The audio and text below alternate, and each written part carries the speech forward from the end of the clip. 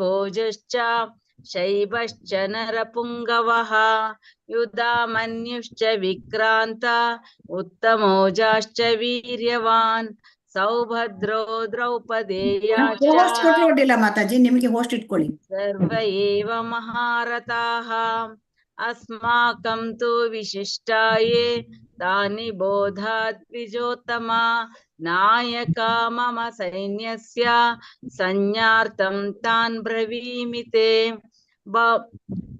भवान् भीष्मकर्णश्च कृपश्च समितिञ्जयः अश्वत्थामविकर्णश्च सौमदत्ती तथैव च अन्ये च बहवः शूरा मदर्थे त्यक्तजीविताः नानाशस्त्रप्रहरणाः सर्वे युद्धविशारदाः अपर्याप्तं तदस्माकं बलं भीष्माभिरक्षितं पर्याप्तं त्विदमे तेषां बलं भीमाभिरक्षितम् अयनेषु च सर्वेषु यथा भागमवस्थिताः भीष्ममेवाभिरक्षन्तो भवन्तः सर्व एव हि तस्य सञ्जनयनन्तर्षः कुरुवृद्धा पितामहः सिंहनादं विनद्योचैः शङ्खौ दद्मौ प्रतापवान् ततः शङ्काश्च भैर्यश्च पणवानकगोमुखाः सहसेवाभ्यहन्यन्त सशब्दास्तु मुलोऽभवत् ततः श्वेतैर्हैर्युक्ते महति स्यन्दने स्थितौ माधवः पाण्डवश्चैव ಮಾತಾಜಿ हरे कृष्ण ಹರೇ ಕೃಷ್ಣ. ನಾವ್ ನಿಮ್ಗೆ ಹೇಳಿಲ್ಲ. ಗೀತಾ ಮಾತಾಜಿ ಹರೇ ಕೃಷ್ಣ. दिव्यौ शङ्कौ ಹರೇ प्रदद्मतुः ಕೃಷ್ಣ ಗೀತಾ ಮಾತಾಜಿ.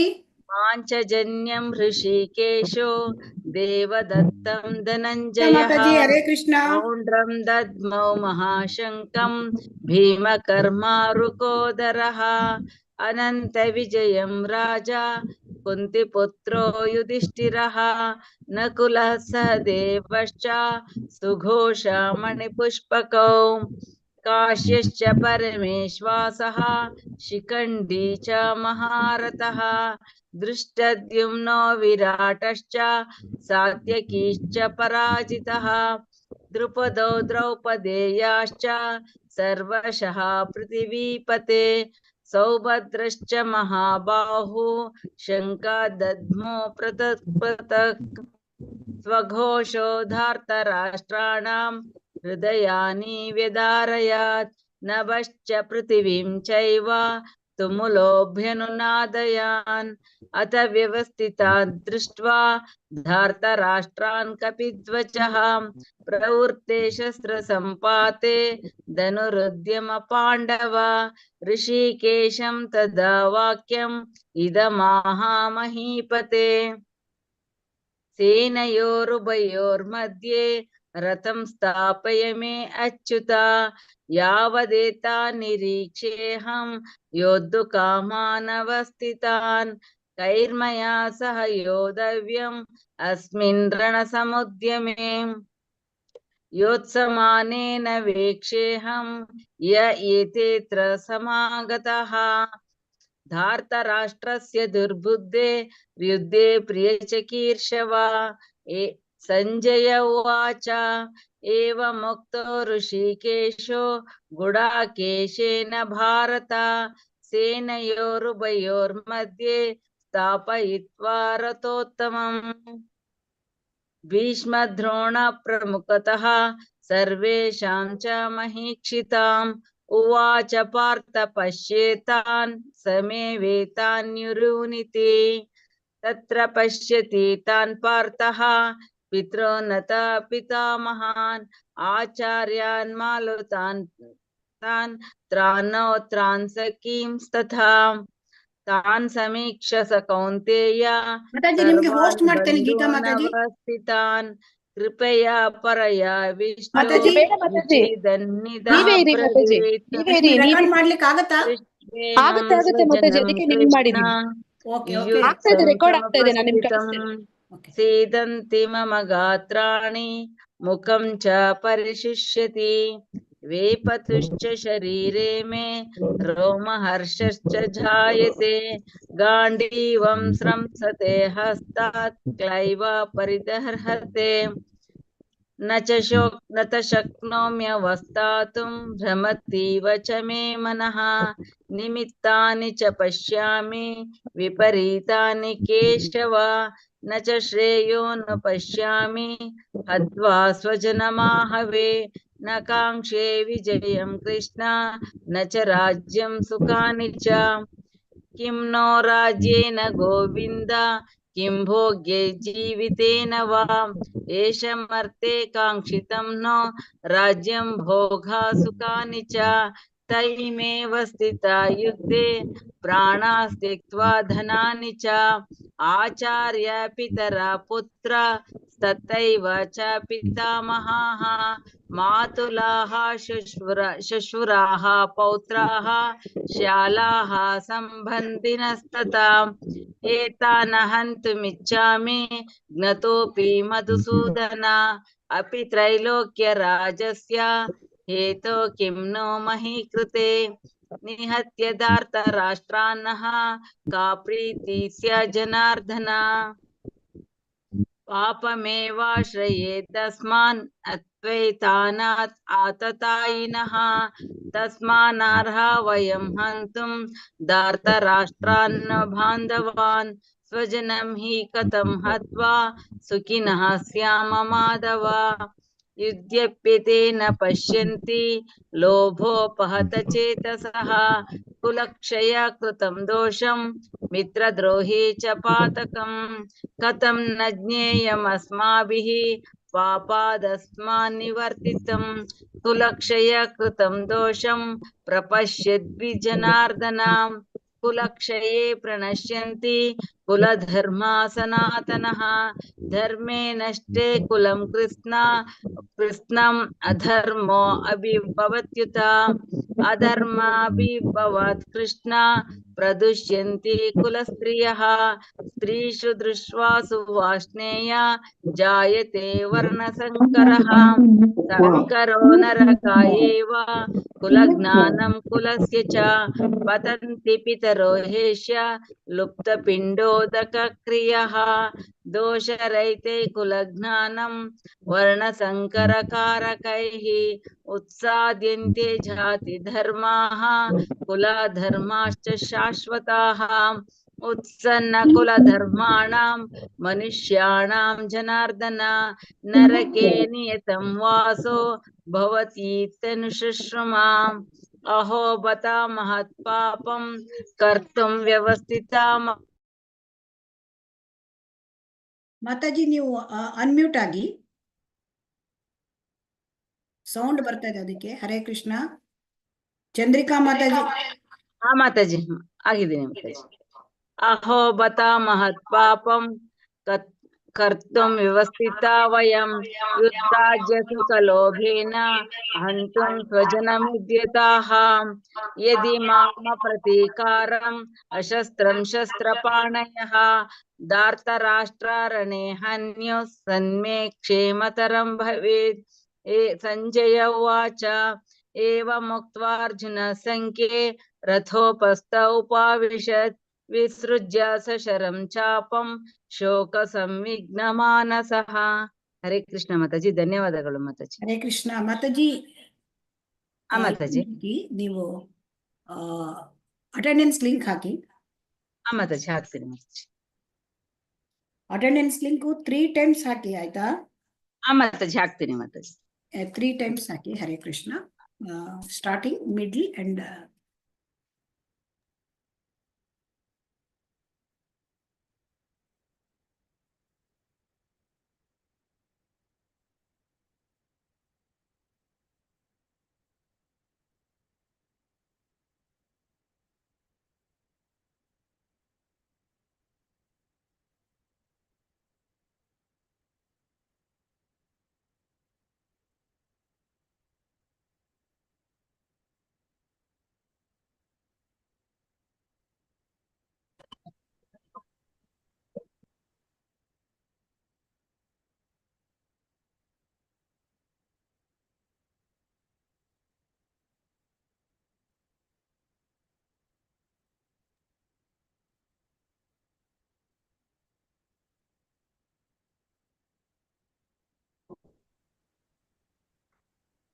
ಹರೇ ಕೃಷ್ಣ ಕೃಷ್ಣ ಕೃಷ್ಣ ಹರೇ ಹರೇ ಹರೇ ರಾಮ ರಾಮ ರಾಮ ಹರೇ ಹರೇ ಹರೇ ಕೃಷ್ಣ ಕೃಷ್ಣ ಕೃಷ್ಣ ಹರೇ ಹರೇ ಹರೇ ರಾಮ ರಾಮ ರಾಮ ಹರೇ ಹರೇ ಹರೇ ಕೃಷ್ಣ ಕೃಷ್ಣ ಕೃಷ್ಣ ಹರೇ ಹರೇ ಹರೇ ರಾಮ ರಾಮ ಹರೇ ಹರೇ ಹರೇ ಕೃಷ್ಣ ಕೃಷ್ಣ ಕೃಷ್ಣ ಹರೇ ಹರೇ ಹರೇ ರಾಮ ರಾಮ ಹರೇ ಹರೇ ಹರೇ ಕೃಷ್ಣ ಕೃಷ್ಣ ಕೃಷ್ಣ ಹರೇ ಹರೇ ಹರೇ ರಾಮ ರಾಮ ಹರೇ ಹರೇ ಹರೇ ಕೃಷ್ಣ ಕೃಷ್ಣ ಕೃಷ್ಣ ಹರೇ ಹರೇ ಹರೇ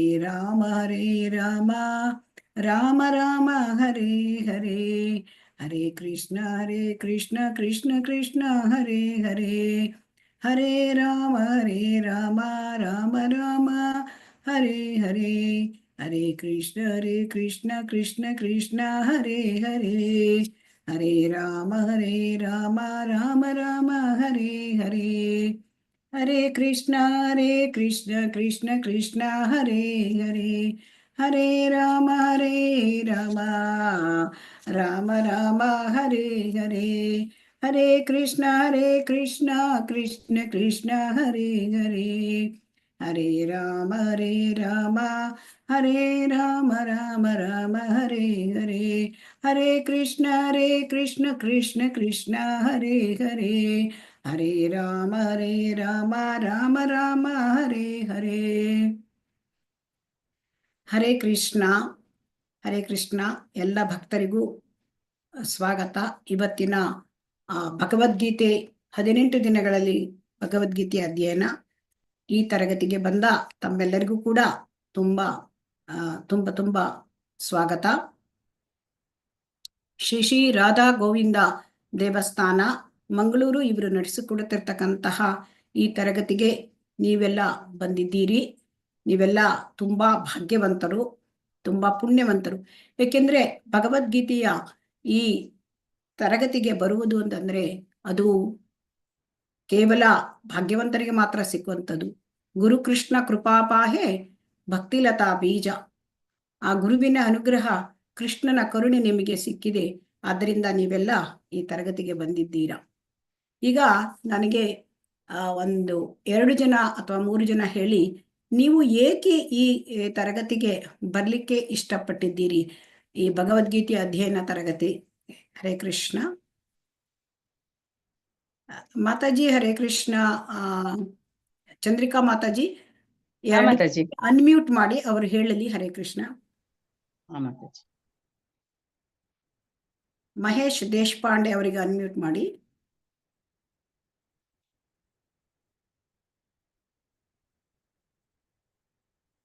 ಹರೇ ಕೃಷ್ಣ.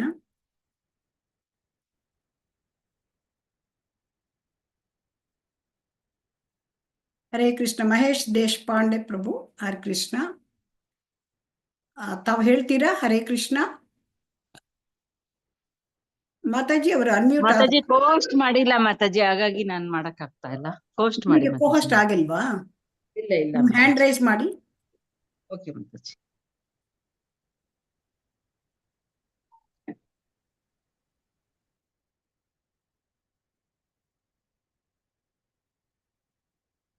ಹ್ಯಾಂಡ್ ರೈಸ್ ಮಾಡಿದ್ದೀರಾ ಮಾತಾಜಿ? ಮಾಡಿದ್ದೀನಿ ಮಾತಾಜಿ. ಕಾಣ್ತಾ ಇಲ್ವಲ್ಲ? ಚಂದ್ರಿಕಾ ಮಾಡ್ತೇನೆ.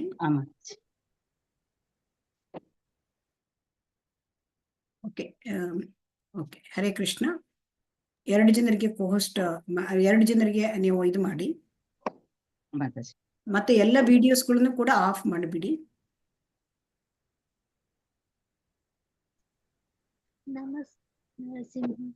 ಹರೇ ಕೃಷ್ಣ. ಮಹೇಶ್ ದೇಶಪಾಂಡೆ. ಹರೇ ಕೃಷ್ಣ.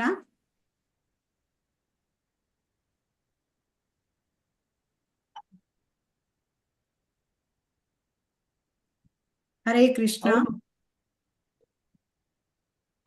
ಓಕೆ. ಹರೇ ಕೃಷ್ಣ. ಅನ್ಮ್ಯೂಟ್ ಆಗಿದ್ದೀರಾ? ಅವ್ರು ಮಾಡ್ಕೋಬೇಕು ಮಾತಾಜಿ. ಮಹೇಶ್ ದೇಶಪಾಂಡೆ ಅನ್ಮ್ಯೂಟ್ ಆಗಿದ್ದಾರೆ. ಹರೇ ಕೃಷ್ಣ. ನೀವು ಹೇಳ್ತೀರಾ ಯಾಕೆ ಭಗವದ್ಗೀತೆ 18 ದಿನಗಳ ಅಧ್ಯಯನಕ್ಕೆ ನೀವು ಬಂದಿದ್ದೀರಿ ಅಂತ? ನಿಮ್ಮ ಉದ್ದೇಶ ಏನು? ಹರೇ ಕೃಷ್ಣ.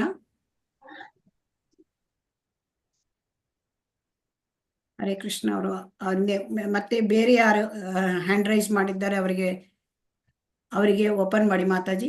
ಮತ್ತೆ ಯಾರಾದ್ರೂ ಹೇಳಲಿಕ್ಕೆ ಬಯಸ್ತೀರಾ? ಹರೇ ಕೃಷ್ಣ. ಹ್ಯಾಂಡ್ ರೈಸ್ ಮಾಡಿ. ಹರೇ ಕೃಷ್ಣ. ಹರೇ ಕೃಷ್ಣ. ಹರೇ ಕೃಷ್ಣ. ಹೇಳಿ. ಸಿದ್ದು ಬಾ. ನಿಮ್ಮ ಹೆಸರೇನು? ಸುಜಾತ ಹೆಗಡೆ. ಹೇಳಿ ಮಾತಾಜಿ. ಸುಜಾತ ಹೆಗಡೆ ಹೇಳಿ. ಭಗವದ್ಗೀತೆ ಕಲಿಯುವ, ಓದುವ ಅನ್ನೋ ಒಂದು ಉದ್ದೇಶದಿಂದ ಬಂದಿದ್ದೇವೆ ಅಕ್ಕ. ಭಗವದ್ಗೀತೆ ಕಲೀಲಿಕ್ಕೆ ಉದ್ದೇಶ ಏನು ನಿಮ್ಮದು? ಕಲಿಗೆ ಮನಸ್ಸಿಗೆ ಶಾಂತಿ ಸಿಗ್ಬಹುದು. ಮನಸ್ಸಿಗೆ ಶಾಂತಿ ಸಿಗುತ್ತೆ. ಓಕೆ. ಸಿಗ್ಬಹುದು, ಮತ್ತೆ ಎಲ್ಲ ಒಳ್ಳೇದಾಗ್ಬಹುದು ಅಂತ ಹೇಳಿ ಒಂದು ಉದ್ದೇಶ. ಓಕೆ. ಮತ್ತೆ ಯಾರು ಹೇಳಲಿಕ್ಕೆ ಬಯಸ್ತೀರಿ? 2 ಜನಕ್ಕೆ ಅವಕಾಶ ಉಂಟು. ಮೇಡಮ್ ನಮಸ್ತೆ, ನಾನು ಹರಿಣಿ ಅಂತ ಮಾತಾಡ್ತೀನಿ. ಹೇಳಿ ಮಾತಾಡಿ. ಬೆಂಗಳೂರಿಂದ. ಹೇಳಿ. ನೀವ್ ಹೇಳ್ದಾಗೆ ನಾವೆಲ್ಲ ಭಾಗ್ಯವಂತರು ಅಂತ ಹೇಳಿದ್ರಲ್ಲ, ಆ ಭಾಗ್ಯ ನನಗೆ ಸಿಕ್ಕಿದೆ ಈ ಒಂದು ಭಗವದ್ಗೀತೆ ಪಾರಾಯಣ ಮಾಡೋದಿಕ್ಕೆ. ತುಂಬಾ ಹೃದಯದ ಧನ್ಯವಾದಗಳು ನಿಮ್ಗೆ. ಮತ್ತೆ ಈ ಅವಕಾಶನ ಆ ದೇವರು ನನ್ ಕಲ್ಪಿಸ್ಕೊಟ್ಟಿರೋದಕ್ಕೆ ಆ ದೇವರಿಗೆ ಕೃತಜ್ಞತೆ. ಹರೇ ಕೃಷ್ಣ. ಹರೇ ಕೃಷ್ಣ. ನಿಮ್ಮ ಉದ್ದೇಶ ಏನು ತರಗತಿಗೆ ಬರ್ಲಿಕ್ಕೆ ಅಂತ ನನ್ನ ಪ್ರಶ್ನೆ. ಉದ್ದೇಶ ಈಗ ಮೇಡಮ್ ಅವ್ರು ಹೇಳಿದ್ರು ಮನ್ಸಿಗೆ ಶಾಂತಿ ಸಿಗ್ಬೋದು, ಮತ್ತೆ ಎಲ್ಲ ನಮ್ಮ ಕೆಲಸ ಕಾರ್ಯಗಳಲ್ಲಿ ಸುಗಮವಾಗಿ ನಡಿಬಹುದು ಅನ್ನೋ ಉದ್ದೇಶ. ಓಕೆ. ಮನಸ್ಸಿಗೆ ಶಾಂತಿ, ಕೆಲಸ ಕಾರ್ಯಗಳು ಸುಗಮವಾಗಬೇಕು. ಹರೇ ಕೃಷ್ಣ. ಎಲ್ಲರಿಗೂ ಧನ್ಯವಾದಗಳು. ಹರೇ ಕೃಷ್ಣ. ಮಾತಾಜಿ ಎಲ್ಲರ ವಿಡಿಯೋಗಳನ್ನು ಕೂಡ ಆಫ್ ಮಾಡಿಬಿಡಿ. ಮಾತಾಜಿ ಎಲ್ಲರೂ ಕೂಡ ವಿಡಿಯೋಗಳನ್ನು ಆಫ್ ಮಾಡಿ. ಹರೇ ಕೃಷ್ಣ. ಹರೇ ಕೃಷ್ಣ. ಈಗ ನಮಗೆ ಭಗವದ್ಗೀತಾ ಅಧ್ಯಯನ ಸುಗಮವಾಗಿ ಸಾಗಲಿ ಅಂತ ಮಾತಾಜಿ ಬಯಸಿದ್ರು. ಹಾಗಾಗಿ ಈ 18 ದಿನಗಳ ಅಧ್ಯಯನ ನಮಗೆ ತುಂಬಾ ಸುಲಭವಾಗಿ, ತುಂಬಾ ಸುಖರೂಪದಲ್ಲಿ ಹೋಗಲಿ ಅಂತ ನಾನು ಭಗವಂತನಿಗೆ, ನರಸಿಂಹದೇವರಿಗೆ ಪ್ರಾರ್ಥನೆಯನ್ನ ಮಾಡ್ತೇನೆ. ಇಲ್ಲಿಂದ ಪ್ರಾರಂಭ ಮಾಡೋಣ.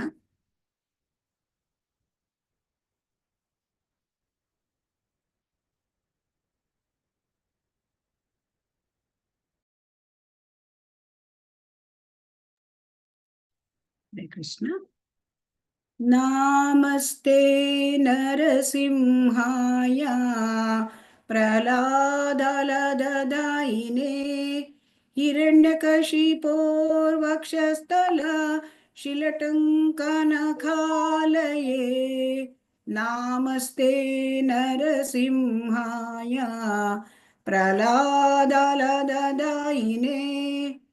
ಹಿರಣ್ಯಕಶಿಪೋರ್ವಕ್ಷಃ ಶಿಲಾಟಂಕನಖಾಲಯೇ. ಇತೋ ನರಸಿಂಹ ಪರತೋ ನರಸಿಂಹ ಯಾತೋ ಯತೋ ಯಾಮಿ ತತೋ ನರಸಿಂಹ. ಇತೋ ನರಸಿಂಹ ಪರತೋ ನರಸಿಂಹ ಯತೋ ಯತೋ ಯಾಮಿ ತತೋ ನರಸಿಂಹ. ಬಾಹಿ ನರಸಿಂಹ ಹೃದಯೇ ನರಸಿಂಹ. ನರಸಿಂಹಮಾದಿಂ ಶರಣಂ ಪ್ರಪದ್ಯೆ. ನರಸಿಂಹಮಾದಿಂ ಶರಣಂ ಪ್ರಪದ್ಯೆ. ತವ ಕರ ಕಮಲವರೆ ನಖಮದ್ಭುತ ಶೃಂಗಂ ದಲಿತಾ ಹಿರಣ್ಯಕಶಿಪು ತನು ಭೃಂಗಂ. ತವ ಕರ ಕಮಲವರೆ ನಖಮದ್ಭುತ ಶೃಂಗಂ ದಲಿತಾ ಹಿರಣ್ಯಕಶಿಪು ತನು ಭೃಂಗಂ. ಕೇಶವಧೃತಾ ನರಹರಿ ರೂಪ ಜಯ ಜಗದೀಶ ಹರೇ. ಜಯ ಜಗದೀಶ ಹರೇ. ಜಯ ಜಗದೀಶ ಹರೇ. ತವ ಕರ ಕಮಲವರೆ ನಖಮದ್ಭುತ ಶೃಂಗಂ ದಲಿತಾ ಹಿರಣ್ಯಕಶಿಪು ತನು ಭೃಂಗಂ. ಕೇಶವಧೃತಾ ನರಹರಿ ರೂಪ ಜಯ ಜಗದೀಶ ಹರೇ. ಜಯ ಜಗದೀಶ ಹರೇ. ಜಯ ಜಗದೀಶ ಹರೇ. ಕೇಶವಧೃತಾ ನರಹರಿ ರೂಪ ಜಯ ಜಗದೀಶ ಹರೇ. ಜಯ ಜಗದೀಶ ಹರೇ. ಜಯ ಜಗದೀಶ ಹರೇ. ಹರೇ ಕೃಷ್ಣ. ಹರೇ ಕೃಷ್ಣ ಮಾತಾಜಿ. ಅಟೆಂಡೆನ್ಸ್ ಹೇಳ್ಬಿಡಿ ಮಾತಾಜಿ. ಎಲ್ಲರೂ ಕೂಡ ನಿಮಗೆ ಅಟೆಂಡೆನ್ಸ್ ಲಿಂಕ್ ಅನ್ನ ಕಳಿಸಲಾಗಿದೆ.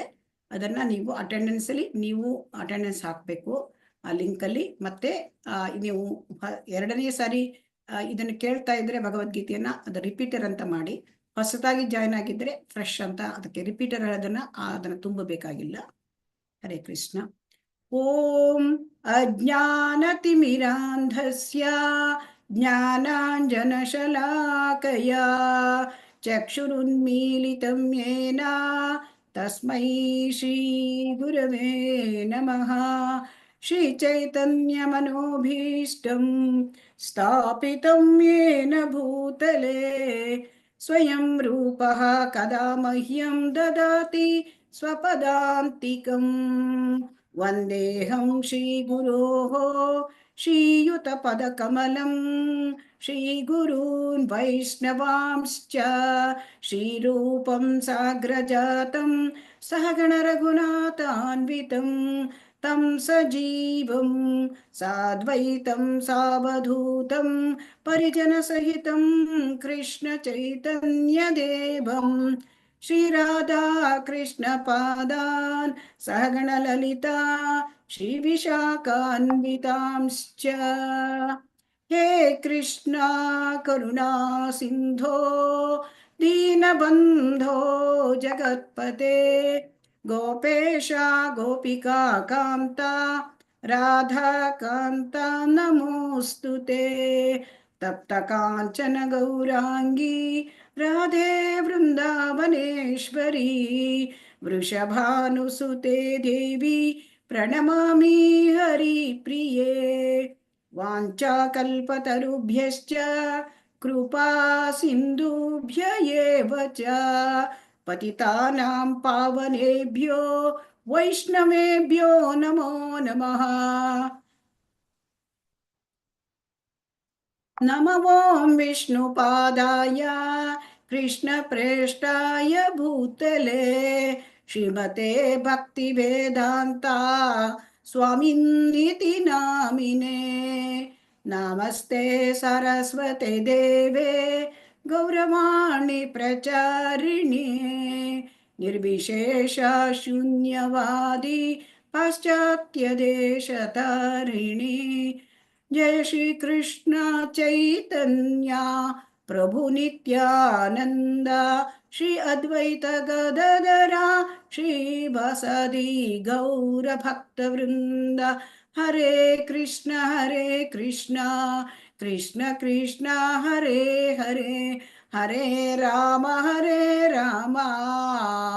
ರಾಮ ರಾಮ ಹರೇ ಹರೇ. ಹರೇ ಕೃಷ್ಣ ಕೃಷ್ಣ ಕೃಷ್ಣ ಹರೇ ಹರೇ ಹರೇ ರಾಮ ರಾಮ ರಾಮ ಹರೇ ಹರೇ. ಹರೇ ಕೃಷ್ಣ ಕೃಷ್ಣ ಕೃಷ್ಣ ಹರೇ ಹರೇ ಹರೇ ರಾಮ ರಾಮ ರಾಮ ಹರೇ ಹರೇ. श्री श्री राधा गोविंद की जय. श्री श्री गौरनिताय की जय. ಶ್ರೀಲ ಪ್ರಭುಪಾದ ಕಿ ಜೈ. ಇಲ್ಲಿ ನಾವು ಹರೇ ಕೃಷ್ಣ ಎಲ್ಲ ಭಕ್ತರಿಗೂ ಈ ಕಾರ್ಯಕ್ರಮ 18 ದಿನಗಳ ಭಗವದ್ಗೀತೆಯ ಅಧ್ಯಯನ ಇದನ್ನು ಆಯೋಜಿಸಿದವರು ಮಂಗಳೂರಿನ ಶ್ರೀ ಶ್ರೀ ರಾಧಾ ಗೋವಿಂದ ದೇವಸ್ಥಾನದವರು. ಮತ್ತು ಇಲ್ಲಿ ಈ ಒಂದು ತರಗತಿಗೆ ನಿಮಗೆಲ್ಲರಿಗೂ ಕೂಡ ನಾನು ಸ್ವಾಗತ ಬಯಸ್ತಾ ಇದ್ದೇನೆ. ನನ್ನ ಹೆಸರು ಮಧುಮಯಿ ಕೃಷ್ಣಕಾಂತ ದೇವಿದಾಸಿ. ನಾನು ಈಗ ಈ ಶ್ರೀ ರಾಧಾ ಗೋವಿಂದರಲ್ಲಿ ನಾನು ಪ್ರಾರ್ಥನೆ ಮಾಡ್ಕೊಳ್ತೇನೆ. ನಿಮ್ಮೆಲ್ಲರಿಗೂ ಕೂಡ ಶ್ರೀಮದ್ ಭಗವದ್ಗೀತೆಯ ಬಗ್ಗೆ ಚೆನ್ನಾಗಿ ಅರ್ಥ ಆಗುವ ಹಾಗೆ ಸಂಪ್ರದಾಯದಿಂದ ಬಂದಿರತಕ್ಕಂತಹ ಈ ಜ್ಞಾನವನ್ನು ನಿಮಗೆ ನಾನು ಕಲ್ಪಿಸುವಂತಲ್ಲ ಆಗಲಿ.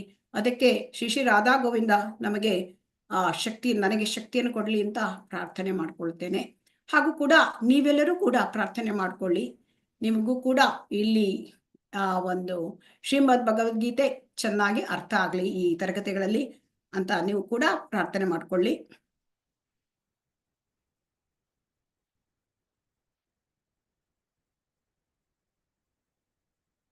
ಶ್ರೀ ಶ್ರೀ ರಾಧಾ ಗೋವಿಂದ ಕಿ ಜೈ. ಇವತ್ತಿನ ಕಾರ್ಯಕ್ರಮವನ್ನು ನಾವು ಪ್ರಾರಂಭ ಮಾಡೋಣ. ಈ ಶ್ರೀಮದ್ ಭಗವದ್ಗೀತಾ ಅಧ್ಯಯನ ಇದನ್ನು ನಾವು 18 ದಿನಗಳಲ್ಲಿ ತಿಳಿದುಕೊಳ್ತಕ್ಕಂತಹ ಒಂದು ಕಾರ್ಯಕ್ರಮವನ್ನ ಹಮ್ಮಿಕೊಂಡಿದ್ದೇವೆ.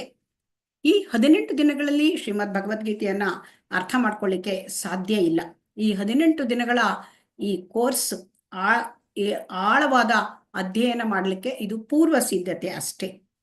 ಸೊ ಹಾಗಾಗಿ ಈ ಭಗವಂತನ ಹೇಳಿರ್ತಕ್ಕಂಥ ಈ ಭಗವದ್ಗೀತೆಯನ್ನ ನಾವು ತಿಳ್ಕೊಳ್ಬೇಕಾದ್ರೆ ನಾವೊಂದು ಸಣ್ಣ ತಪಸ್ಸು ಮಾಡಬೇಕಾಗತ್ತೆ. ಅದು ಏನು 18 ದಿನಗಳ ಕಾಲ ಪ್ರತಿ ದಿವಸವೂ ಕೂಡ ತಪ್ಪದೆ ನೀವು ಈ ತರಗತಿಗೆ ಬರಬೇಕು. ಪ್ರತಿ ದಿವಸ 1 ಗಂಟೆಗಳ ಕಾಲ. ಈಗ ನಾವು 1 ಗಂಟೆ ಕಾಲ ಆ ಒಂದು ಭಗವಂತನ ಏನು ಹೇಳಿದ್ದಾರೆ ನಮಗೆ ಅದನ್ನ ತಿಳ್ಕೊಳ್ಳಿಕ್ಕಾಗಿ ನಾವು 1 ಗಂಟೆ ನಾವು ಮೀಸಲಿಟ್ರೆ ಭಗವಂತ ನಮಗೆ ಸಾವಿರಾರು ಗಂಟೆಗಳನ್ನ ನಮಗೆ ಕೊಡ್ತಾನೆ. ಹಾಗಾಗಿ ನಿಮ್ಮೆಲ್ಲರೂ ಕೂಡ ನಾನು ನಮ್ರತೆಯಿಂದ ಕೇಳ್ಕೊಳ್ತೇನೆ, ನೀವೆಲ್ಲರೂ ಕೂಡ 18 ದಿನಗಳ ಈ ಒಂದು ಕಾರ್ಯಕ್ರಮಕ್ಕೆ ತಪ್ಪದೇ ಬನ್ನಿ ಮತ್ತು ಈ ಭಗವದ್ಗೀತೆಯನ್ನು ನಾವು ಅರ್ಥ ಮಾಡ್ಕೊಳ್ಳಿಕ್ಕೆ ನಾವು ಪ್ರಯತ್ನ ಮಾಡೋಣ. ನೀವು ಒಮ್ಮೆ ಮಧ್ಯದಲ್ಲಿ ನೀವು ಬಿಟ್ಟು ಹೋಗ್ಬಿಟ್ರೆ ನನಗೂ ಕೂಡ ಲಾಸ್ ಮತ್ತು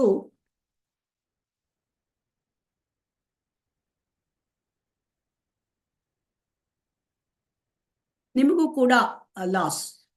ನಿಮಗೆ ಹೇಗೆ ಲಾಸ್ ಆಗುತ್ತೆ ಅಂದ್ರೆ ನೀವು ಅರ್ಧ ಕಲ್ತ್ಕೊಂಡ್ಬಿಡ್ತೀರಿ. ಅರ್ಧ ಕಲ್ತ್ಕೊಂಡ್ರೆ ಹಾಫ್ ನಾಲೆಜ್ ಈಸ್ ಡೇಂಜರಸ್. ಹಾಗೆ ನಮಗೂ ಕೂಡ ಲಾಸ್. ಯಾಕೆಂದ್ರೆ ನಮ್ಗೆ ಕಲಿಸ್ಲಿಕ್ಕೆ ಈಗ ಎಲ್ಲ ಜನರಿಗೆ ಕಲಿಸ್ಲಿಕ್ಕೆ ನನಗೆ ಕಡಿಮೆ ಅವಕಾಶ ಸಿಕ್ಕತ್ತೆ. ಹೀಗೆ ಯಾಕೆಂತಂದ್ರೆ ಶ್ರೀಮದ್ ಭಗವದ್ಗೀತೆಯನ್ನ ಯಾರು ಬೋಧನೆ ಮಾಡ್ತಾರೆ ಅವರು ಕಂಡ್ರೆ ತುಂಬಾ ಭಗವಂತನಿಗೆ ಇಷ್ಟ ಆಗತ್ತಂತೆ. ಸೊ ಹಾಗಾಗಿ ನಮಗೆ ಭಗವಂತನಿಗೆ ಪ್ಲೀಸ್ ಮಾಡಬೇಕು. ಹಾಗಾಗಿ ನಾವು ಕೂಡ ಹರೇ ಕೃಷ್ಣ ಹರೇ ಕೃಷ್ಣ ಮಾತಾಜಿ, ಹರೇ ಕೃಷ್ಣ ಮಾತಾಜಿ. ಚಂದ್ರಿಕಾ ಮಾತಾಜಿ, ರೆಕಾರ್ಡಿಂಗ್ ಪಾಸ್ ಆಗಿದೆಯಾ? ಲೈವ್ ಅಂತ ಬರ್ತಾ ಇದೆ ಮಾತಾಜಿ. ಏನು ಲೈವ್ ಇದೆಯಾ?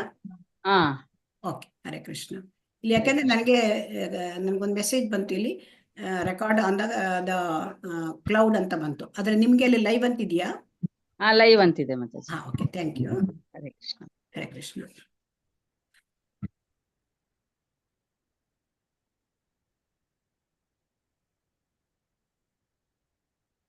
ಹರೇ ಕೃಷ್ಣ. ಈಗ ನಾವು ಅಧ್ಯಯನ ಮಾಡ್ಲಿಕ್ಕೆ ಹೊರಟಿರ್ತಕ್ಕಂತಹ ಶ್ರೀಮದ್ ಭಗವದ್ಗೀತೆ ಇದು ಯಥಾರೂಪ. ಈ ಭಗವದ್ಗೀತೆಯನ್ನ ಬರೆದಿರ್ತಕ್ಕಂಥವರು ಇಸ್ಕಾನಿನ ಸಂಸ್ಥಾಪಕ ಆಚಾರ್ಯ ಶ್ರೀಮದ್ ಭಕ್ತಿ ವೇದಾಂತ ಸ್ವಾಮಿ ಶ್ರೀಲ ಪ್ರಭುಪಾದರು. ಸೊ ಹಾಗಾಗಿ ಈ ಶ್ರೀಲ ಪ್ರಭುಪಾದರು ಬಗ್ಗೆ ನಾವು ಸ್ವಲ್ಪ ತಿಳ್ಕೊಳ್ಬೇಕು. ಮತ್ತು ಇದಕ್ಕಿಂತ ಮುಂಚೆ ನಾವು ಯಾಕೆ ಯಥಾರೂಪ ಭಗವದ್ಗೀತೆಯನ್ನೇ ನಾವು ಓದ್ಬೇಕು, ಅದನ್ನೇ ನಾವು ಯಾಕೆ ಅಧ್ಯಯನ ಮಾಡಬೇಕು ಅಂತ ತಿಳ್ಕೊಳ್ಳೋಣ. ಈಗ ನಾವು ಮಾರುಕಟ್ಟೆಗೆ ಹೋದ್ರೆ ನಮ್ಗೆ ಹಲವಾರು ಭಗವದ್ಗೀತೆಯ ಆವೃತ್ತಿಯನ್ನು ನೋಡ್ಲಿಕ್ಕೆ ಸಿಕ್ಕತ್ತೆ. ಸುಮಾರು 700-800 ಎಡಿಷನ್ಸ್ ಸಿಕ್ಕತ್ತೆ. ಈ ಭಗವದ್ಗೀತೆಯಲ್ಲಿ ಏನಾಗುತ್ತೆ ಅಂತಂದ್ರೆ ಆ ಸಂಸ್ಕೃತ ಶ್ಲೋಕಗಳಿವೆ. ಈಗ ಶ್ರೀಕೃಷ್ಣ ಅರ್ಜುನನಿಗೆ ಸಂಸ್ಕೃತ ಭಾಷೆಯಲ್ಲಿ ಆ ಶ್ಲೋಕ ರೂಪವಾಗಿ ಭಗವದ್ಗೀತೆಯನ್ನು ಹಾಡಿದರು. ಸೊ ನಮಗೆ ಸಂಸ್ಕೃತ ಶ್ಲೋಕ ಅರ್ಥ ಆಗೋಲ್ಲ. ಈ ಸಂಸ್ಕೃತ ಶ್ಲೋಕಕ್ಕೆ ಭಾವಾರ್ಥ ಹಲವಾರು ಆಚಾರ್ಯರುಗಳು, ಆಥರ್ಸ್ಗಳು ಕೂಡ ಬರೆದಿದ್ದಾರೆ. ಸೊ ಈ ಹೆಚ್ಚಿನ ಆವೃತ್ತಿ ಅದರಲ್ಲಿ ಆ ಎಡಿಷನ್ಸ್ಗಳಲ್ಲಿ ಊಹಾತ್ಮಕ ಚಿಂತನೆ ಅಂದ್ರೆ ಅದರಲ್ಲಿ ಇರ್ತದೆ. ಮತ್ತೆ ಯಾವುದು ತಮಗೆ ಏನು ಅರ್ಥ ಆಗಿದೆ, ತಮಗೆ ಏನು ತಮ್ಮದೇ ವ್ಯಾಖ್ಯಾನವನ್ನ ಹೆಚ್ಚಿನ ಆಥರ್ಸ್ಗಳು ಬರೆದಿರ್ತಾರೆ. ಆದರೆ ಇಲ್ಲಿ ನಾವು ಪ್ರಭುಪಾದರದ ಯಥಾರೂಪ ಪುಸ್ತಕವನ್ನ ಅವರ ಭಾವಾರ್ಥದ ಮೇಲೆ ಅಧ್ಯಯನ ಮಾಡ್ತಾ ಇದ್ದೇವೆ. ಇದರಲ್ಲಿ ಶ್ರೀಲ ಪ್ರಭುಪಾದರು ಈ ಭಗವದ್ಗೀತೆಯನ್ನ ಶ್ರೀಕೃಷ್ಣ ಯಾವ ರೀತಿ ಹೇಳಿದ್ದಾರೆ ಆ ಸಂಪ್ರದಾಯದಿಂದ ಅದೇ ಆ ಶ್ರೀಕೃಷ್ಣನ ಇಚ್ಛೆಯನ್ನು ಅವರು ಸಂಪೂರ್ಣವಾಗಿ ತಿಳಿದುಕೊಂಡು ಅದೇ ರೀತಿ ಅದನ್ನ ನಿರೂಪಣೆ ಮಾಡಿದ್ದಾರೆ. ಯಥಾರೂಪ ಅಂತ ಅದಕ್ಕಾಗಿ ಹೆಸರು. ಅವರು ಶ್ರೀಕೃಷ್ಣನ ಪ್ರತಿಯೊಂದು ಪುಟದಲ್ಲಿಯೂ ಕೂಡ ಶ್ರೀಕೃಷ್ಣನ ಹೆಸರನ್ನು ತಂದಿದ್ದಾರೆ ಮತ್ತು ಅವರ ಆ ಕೃಷ್ಣನ ಆ ಮಹತ್ ಕಾರ್ಯವನ್ನು ಅವರು ನಿರೂಪಣೆ ಮಾಡಿದ್ದಾರೆ. ಹಾಗಾಗಿ ದೇವರ ಅಥವಾ ಕೃಷ್ಣನ ಮಹಿಮೆ ಏನು, ಆ ಜೀವಿಗಳ ಜೀವಾತ್ಮ ನಮ್ಮಂತಹ ಜೀವಿಗಳ ವಾಸ್ತವ ಸ್ಥಾನ ಏನು, ಆ ಕೃಷ್ಣ ದೇವೋತ್ತಮ ಪರಮ ಪುರುಷ, ಜೀವಿ ಭಗವಂತ, ಆ ಭಗವಂತನ ಶಾಶ್ವತ ಸೇವಕ, ಇದೆಲ್ಲ ಕೂಡ ಆ ಮನುಷ್ಯನ ಅದ ಕರ್ತವ್ಯ. ಈ ಜೀವಿಗಳಾಗಿ ಅದೇನೆಂದ್ರೆ ಭಗವಂತನ ಸೇವೆ ಮಾಡೋದು. ಈ ಎಲ್ಲ ವಿಷಯವನ್ನು ಕೂಡ ತುಂಬಾ ಚೆನ್ನಾಗಿ ನಮಗೆ ತಿಳಿಸಿಕೊಟ್ಟಿದ್ದಾರೆ ಇಲ್ಲಿ. ಸೊ ಹಾಗಾಗಿ ಇದನ್ನು ನಾವು ಅಧ್ಯಯನ ಮಾಡಬೇಕು. ಅಧ್ಯಯನ ಮಾಡುವಕ್ಕಿಂತ ಮುಂಚೆ ನಾವು ಈ ಶ್ರೀಮದ್ ಭಕ್ತಿ ವೇದಾಂತ ಸ್ವಾಮಿ ಪ್ರಭುಪಾದರ ಬಗ್ಗೆ ಸ್ವಲ್ಪ ತಿಳ್ಕೊಳ್ಳೋಣ. ಹರೇ ಕೃಷ್ಣ. ಶ್ರೀಲ ಪ್ರಭುಪಾದರು ಮೂಲತಃ ಅವರು ಕಲ್ಕತ್ತಾದವರು. ಆ ಕಲ್ಕತ್ತಾದಲ್ಲಿ 1896 ಇಸ್ವಿಯಲ್ಲಿ ಜನನವಾಯಿತು ಅವರದ್ದು. ತಾಯಿ ರಜನಿ ಮಾತಾಜಿ, ತಂದೆ ಗೌರಮೋಹನ ಡೇ. ಅಂದ್ರೆ ತುಂಬಾ ಒಳ್ಳೆಯ ಶುದ್ಧ ವೈಷ್ಣವರ ಕುಟುಂಬದಲ್ಲಿ ಅವರ ಜನನ ಆಯಿತು. ಆಮೇಲೆ ಶ್ರೀಲ ಪ್ರಭುಪಾದರು ಮೊಟ್ಟ ಮೊದಲು ಅವರು ಗುರುವನ್ನ, ಅವರ ಗುರು ಶ್ರೀಲ ಭಕ್ತಿ ಸಿದ್ಧಾಂತ ಸರಸ್ವತಿ ಅವರನ್ನು ಮೊಟ್ಟ ಮೊದಲು 1922 ಇಸ್ವಿನಲ್ಲಿ ಅವರನ್ನ ಮೊಟ್ಟ ಮೊದಲು ಭೇಟಿಯಾದರು.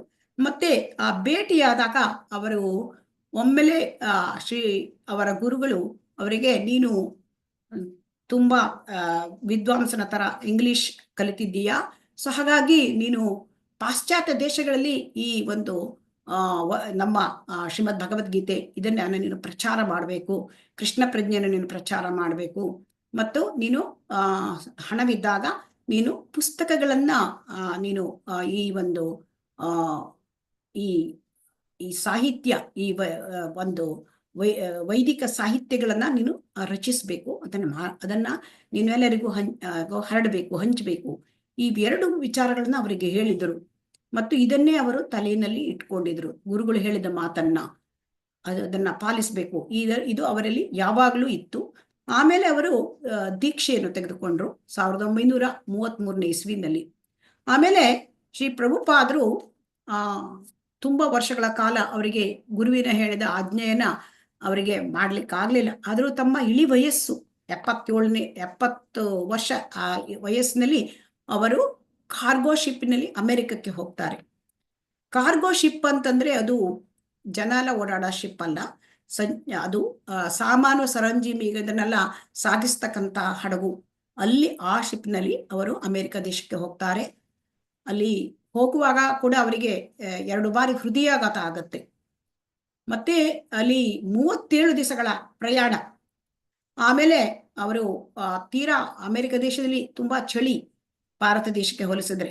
ಸೊ ಹಾಗಾಗಿ ಅಲ್ಲಿ ಪ್ರಭುಪಾದರು ಅಲ್ಲಿಕ್ಕಿಂತ ಹೋಗಕ್ಕಿಂತ ಮುಂಚೆ ಪ್ರಭುಪಾದರು ವೃಂದಾವನದಲ್ಲಿ ಇದ್ದಿದ್ರು. ಮತ್ತೆ ಅಮೆರಿಕಕ್ಕೆ ಹೋದ ಮೇಲೆ ಅವರಿಗೆ ಅಲ್ಲಿ ಹೋಗುವಾಗ ಕೂಡ ಅವರ ಹತ್ರ ಹಣ ಕೇವಲ 40 ರೂಪಾಯಿ. ಆಮೇಲೆ ಯಾರ ಪರಿಚಯ ಕೂಡ ಅಲ್ಲಿ ಹೆಚ್ಚಿನದಾಗಿ ಇಲ್ಲ. ಸೊ ಅಂತಹ ಇಷ್ಟು ಇದ್ರೂ ಕೂಡ ಅವರು ಭಗವಂತನ ಮೇಲೆ ಅಪಾರವಾದ ಕೃಷ್ಣನ ಮೇಲೆ ನಂಬಿಕೆ ಇಟ್ಟು ಆಮೇಲೆ ಅಲ್ಲಿ ಹೋದ ಮೇಲೆ ಅವರಿಗೆ ಅಲ್ಲಿ ಅನೇಕ ಸಮಸ್ಯೆಗಳನ್ನು ಎದುರಿಸಬೇಕಾಯಿತು. ಅವರಿಗೆ ಅವರ ಒಂದು ಟೈಪ್ ರೈಟರ್ ಕಳ್ತನ ಆಯಿತು, ಅವರ ಪುಸ್ತಕಗಳು ಕಳ್ತನ ಆಯಿತು. ಆಮೇಲೆ ಅವರಿಗೆ ಇರ್ಲಿಕ್ಕೆ ಕೂಡ ತುಂಬಾ ಅಂದ್ರೆ ಜಾಗ ಇಲ್ಲ, ತುಂಬಾ ಕಷ್ಟ. ಅವ್ರಿಗೆ ಯಾವುದೋ ಸಣ್ಣ ಗ್ಯಾರೇಜಿನಲ್ಲಿ ಉಳ್ಕೊಳ್ಳುವ ವ್ಯವಸ್ಥೆ ಆಗಿತ್ತು. ಸೊ ಇಂತಹ ಸಮಯದಲ್ಲಿ ಅವರು ಆ ಒಂದು ಭಗವಂತನ ಸೇವೆ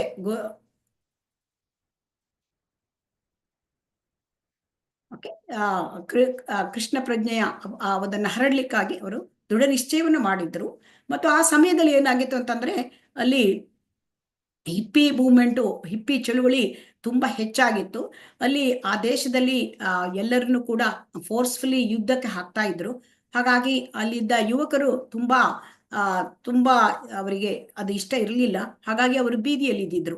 ಮತ್ತೆ ಬೇಡದ ಚಟಗಳನ್ನೆಲ್ಲ ಅವರು ಕೂಡ ಬೆಳೆಸ್ಕೊಂಡಿದ್ರು. ಇಂತಹ ವಾತಾವರಣದಲ್ಲಿ ಇಲ್ಲಿ ಶ್ರೀಲ ಪ್ರಭುಪಾದರು ಕೆಟ್ಟ ಅಭ್ಯಾಸ ಇರ್ತಕ್ಕಂತಹ ಇಂತಹ ಹಿಪ್ಪಿ ಯುವಕರಿಗೆ ಅವರಿಗೆ ಕೃಷ್ಣ ಪ್ರಜ್ಞೆಯನ್ನು ಕೊಡ್ತಾರೆ. ಹೇಗೆ ಕೇಳಿದರೆ, ಅವರು ಪಾರ್ಕ್ನಲ್ಲಿ, ಅವರು ಪಬ್ಲಿಕ್ ಪಾರ್ಕ್ ಅಲ್ಲಿ 4 ಗಂಟೆಗಳ ಕಾಲ ಪ್ರತಿನಿತ್ಯ ಕೀರ್ತನೆ ಮಾಡ್ತಾರೆ. ಸೊ ಅದು ಶುದ್ಧ ಭಕ್ತರ ವಾಣಿ ಈ ಕೀರ್ತನೆ. ಸೊ ಅದನ್ನ ಕೇಳಿ ಅವರು ಭಕ್ತರಾಗ್ತಾರೆ. ಮತ್ತು ಶ್ರೀಲ ಪ್ರಭುಪಾದರು ಒಳ್ಳೆಯ ಕುಕ್ಕು ಕೂಡ. ಅವರು ಅವರೇ ಸ್ವತಃ ಒಂದು ಅಡಿಗೆ ಮಾಡಿ ಆ ಭಕ್ತರಿಗೆ ಬಡಿಸ್ತಾ ಇದ್ರು. ಅಂತಂದ್ರೆ ಅವರಿಗೆ ಪ್ರತಿ ದಿವಸ ಒಂದು 30-40 ಜನ ಬರ್ತಾ ಇದ್ದಿದ್ರು. ಮತ್ತೆ ಭಾನುವಾರ ದಿವಸ ಒಂದು 300 ಜನ ಗಟ್ಟಲೆ ಬರ್ತಾ ಇದ್ದಿದ್ರು. ಸೊ ಹಾಗಾಗಿ ಅವರೆಲ್ಲರಿಗೂ ಕೂಡ ಅವರೇ ಸ್ವತಃ ಅಡಿಗೆ ಮಾಡೋದು, ಪ್ರಸಾದ ಕೊಡೋದು, ಅವರಿಗೆ ಪಾಠ ಮಾಡುವುದು, ಭಗವದ್ಗೀತೆ ಬೋಧಿಸೋದು, ಮತ್ತೆ ಅವರಿಗೆ ಮೊದಲು ಮಾಡಿದ್ದು ಅವರು ಕೀರ್ತನೆ, ಅದನ್ನು ಮಾಡಿ ಅವರು ಪ್ರಚಾರ ಪ್ರಾರಂಭ ಮಾಡಿದ್ರು. ಇದು ತುಂಬಾ ಕಷ್ಟಪಟ್ಟಿದ್ದಾರೆ ಶ್ರೀಲ ಪ್ರಭುಪಾದರು. ಆಮೇಲೆ ಇಸ್ಕಾನ್ ಸಂಸ್ಥೆಯನ್ನ ಅವರು ಹುಟ್ಟು ಹಾಕಿದ್ರು. ಇಷ್ಟು ಅವರು ಈ ಒಂದು ಸಂಸ್ಥೆಯನ್ನ ಅವರು ಹುಟ್ಟು ಹಾಕ್ಲಿಕ್ಕೆ ತಮ್ಮ ರಕ್ತವನ್ನೇ ಅವರು ಸುರಿದಿದ್ದಾರೆ.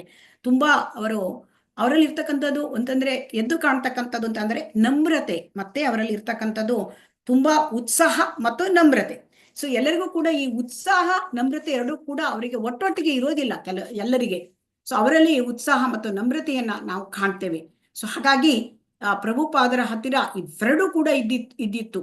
ಸೊ ಹಾಗಾಗಿ 70ನೇ ವಯಸ್ಸಿನಲ್ಲಿ ಯಾರು ಕೂಡ ಇಂತಹ ಸಾಹಸ ಮಾಡ್ಲಿಕ್ಕೆ ಸಾಧ್ಯ ಇಲ್ಲ. ಅದು ಪ್ರಭುಪಾದರಂತಹ ಶುದ್ಧ ಭಕ್ತರಿಗೆ ಅದು ಕೂಡ ಅದೇ ಸಾಧ್ಯ. ಯಾಕೆಂತಂದ್ರೆ ಅವರು ಸಾಧಾರಣ ಅಲ್ಲ, ಶ್ರೀ ಚೈತನ್ಯ ಮಹಾಪ್ರಭುಗಳಿಂದ ಅವರು ಶಕ್ತಿಯನ್ನು ಪಡ್ಕೊಂಡವರು. ಸೊ ಹಾಗಾಗಿ ಎಂಪವರ್ಡ್ ಡಿವೋಟಿ ಆಫ್ ಶ್ರೀ ಚೈತನ್ಯ ಮಹಾಪ್ರಭು ಅಂದ್ರೆ ಬೇರೆ ಯಾರು ಅಲ್ಲ, ಸ್ವತಃ ಕೃಷ್ಣನೇ. ಸೊ ಅದರಿಂದ ಅವರಲ್ಲಿ ಹೋಗಿ ಆ ದೇಶದಲ್ಲಿ ಏನ್ ಮಾಡ್ತಾರೆ, ಎಲ್ಲ ಅಂದ್ರೆ 70ಕ್ಕಿಂತನೂ ಹೆಚ್ಚು ಪುಸ್ತಕಗಳನ್ನು ಬರೆದರು. ಅವರ ಬರೆದ ಪುಸ್ತಕಗಳು ಅನೇಕ ಲ್ಯಾಂಗ್ವೇಜಸ್, 28 ಭಾಷೆಗಳಲ್ಲಿ ಪರಿವರ್ತನೆ. ಮತ್ತೆ ಅವರು ಈ ಭಾರತದಲ್ಲಿದ್ದಾಗಲೇ back to Godhead magazine ಇದನ್ನ ಪ್ರಾರಂಭ ಮಾಡಿದ್ರು. ಅದನ್ನ ಮತ್ತೆ ಪ್ರಾರಂಭ ಮಾಡಿದ್ರು. ಮತ್ತು ವಿದೇಶಗಳಲ್ಲಿ 108 ದೇವಸ್ಥಾನಗಳನ್ನು ಕಟ್ಟಿದ್ರು. ಯಾಕೆಂದ್ರೆ ದೇವಸ್ಥಾನ ಇದ್ರೆ ಎಲ್ಲರಿಗೂ ಕೂಡ ಭಗವಂತನ ಮೇಲೆ ಒಂದು ದರ್ಶನ ಭಾಗ್ಯ, ಅಲ್ಲಿ ನಡೀತಕ್ಕಂಥ ಕಾರ್ಯಕ್ರಮಗಳಲ್ಲಿ ಭಾಗವಹಿಸುವುದು, ಭಕ್ತರ ಸಂಘ, ಈ ತರ ಎಲ್ಲ ಕೂಡ ಅವಕಾಶಗಳನ್ನು ಅವರು ಕಲ್ಪಿಸಿದ್ದು. ಇದೆಲ್ಲ ಮಾಡಿರೋದು ತುಂಬಾ ಅವರು ಮಹಾ ದೊಡ್ಡ ಸಾಧಕ. ಈ ಶತಮಾನದಲ್ಲಿ ಇಡೀ ವಿಶ್ವಕಂಠ ಮಹಾ ಸಾಧಕ. ಸೊ ಹಾಗಾಗಿ ಅವರು ತಮ್ಮ ಜೀವಿತಾವಧಿಯಲ್ಲಿ ಕೊನೆಯಲ್ಲಿ 65ನೇ ಇಸವಿಯಿಂದ 77ನೇ ಇಸವಿವರೆಗೆ ಸುಮಾರು ತುಂಬಾ ಅನೇಕ ಬಾರಿ ಇಡೀ ಪ್ರಪಂಚದಾದ್ಯಂತ ಪರ್ಯಟನೆ ಮಾಡಿದ್ದಾರೆ. ಸೊ ಹಾಗಾಗಿ ಇಲ್ಲಿ ಪರ್ಯಟನೆ ಮಾಡಿ ಎಲ್ಲರಿಗೂ ಕೂಡ ಎಂತಹ ಯಾವ ದೇಶ, ಯಾವ ಭಾಷೆ, ಯಾವ ಇದು ಜನಾಂಗ, ಇದು ಯಾವುದನ್ನು ಲೆಕ್ಕ ಮಾಡಲಿಲ್ಲ. ಎಲ್ಲರಿಗೂ ಕೂಡ ಕೃಷ್ಣ ಪ್ರಜ್ಞೆಯನ್ನು ಹರಿಸಿದ್ರು. ಮತ್ತೆ ಎಲ್ಲೆಲ್ಲಿಯೂ ಕೂಡ ಅವರು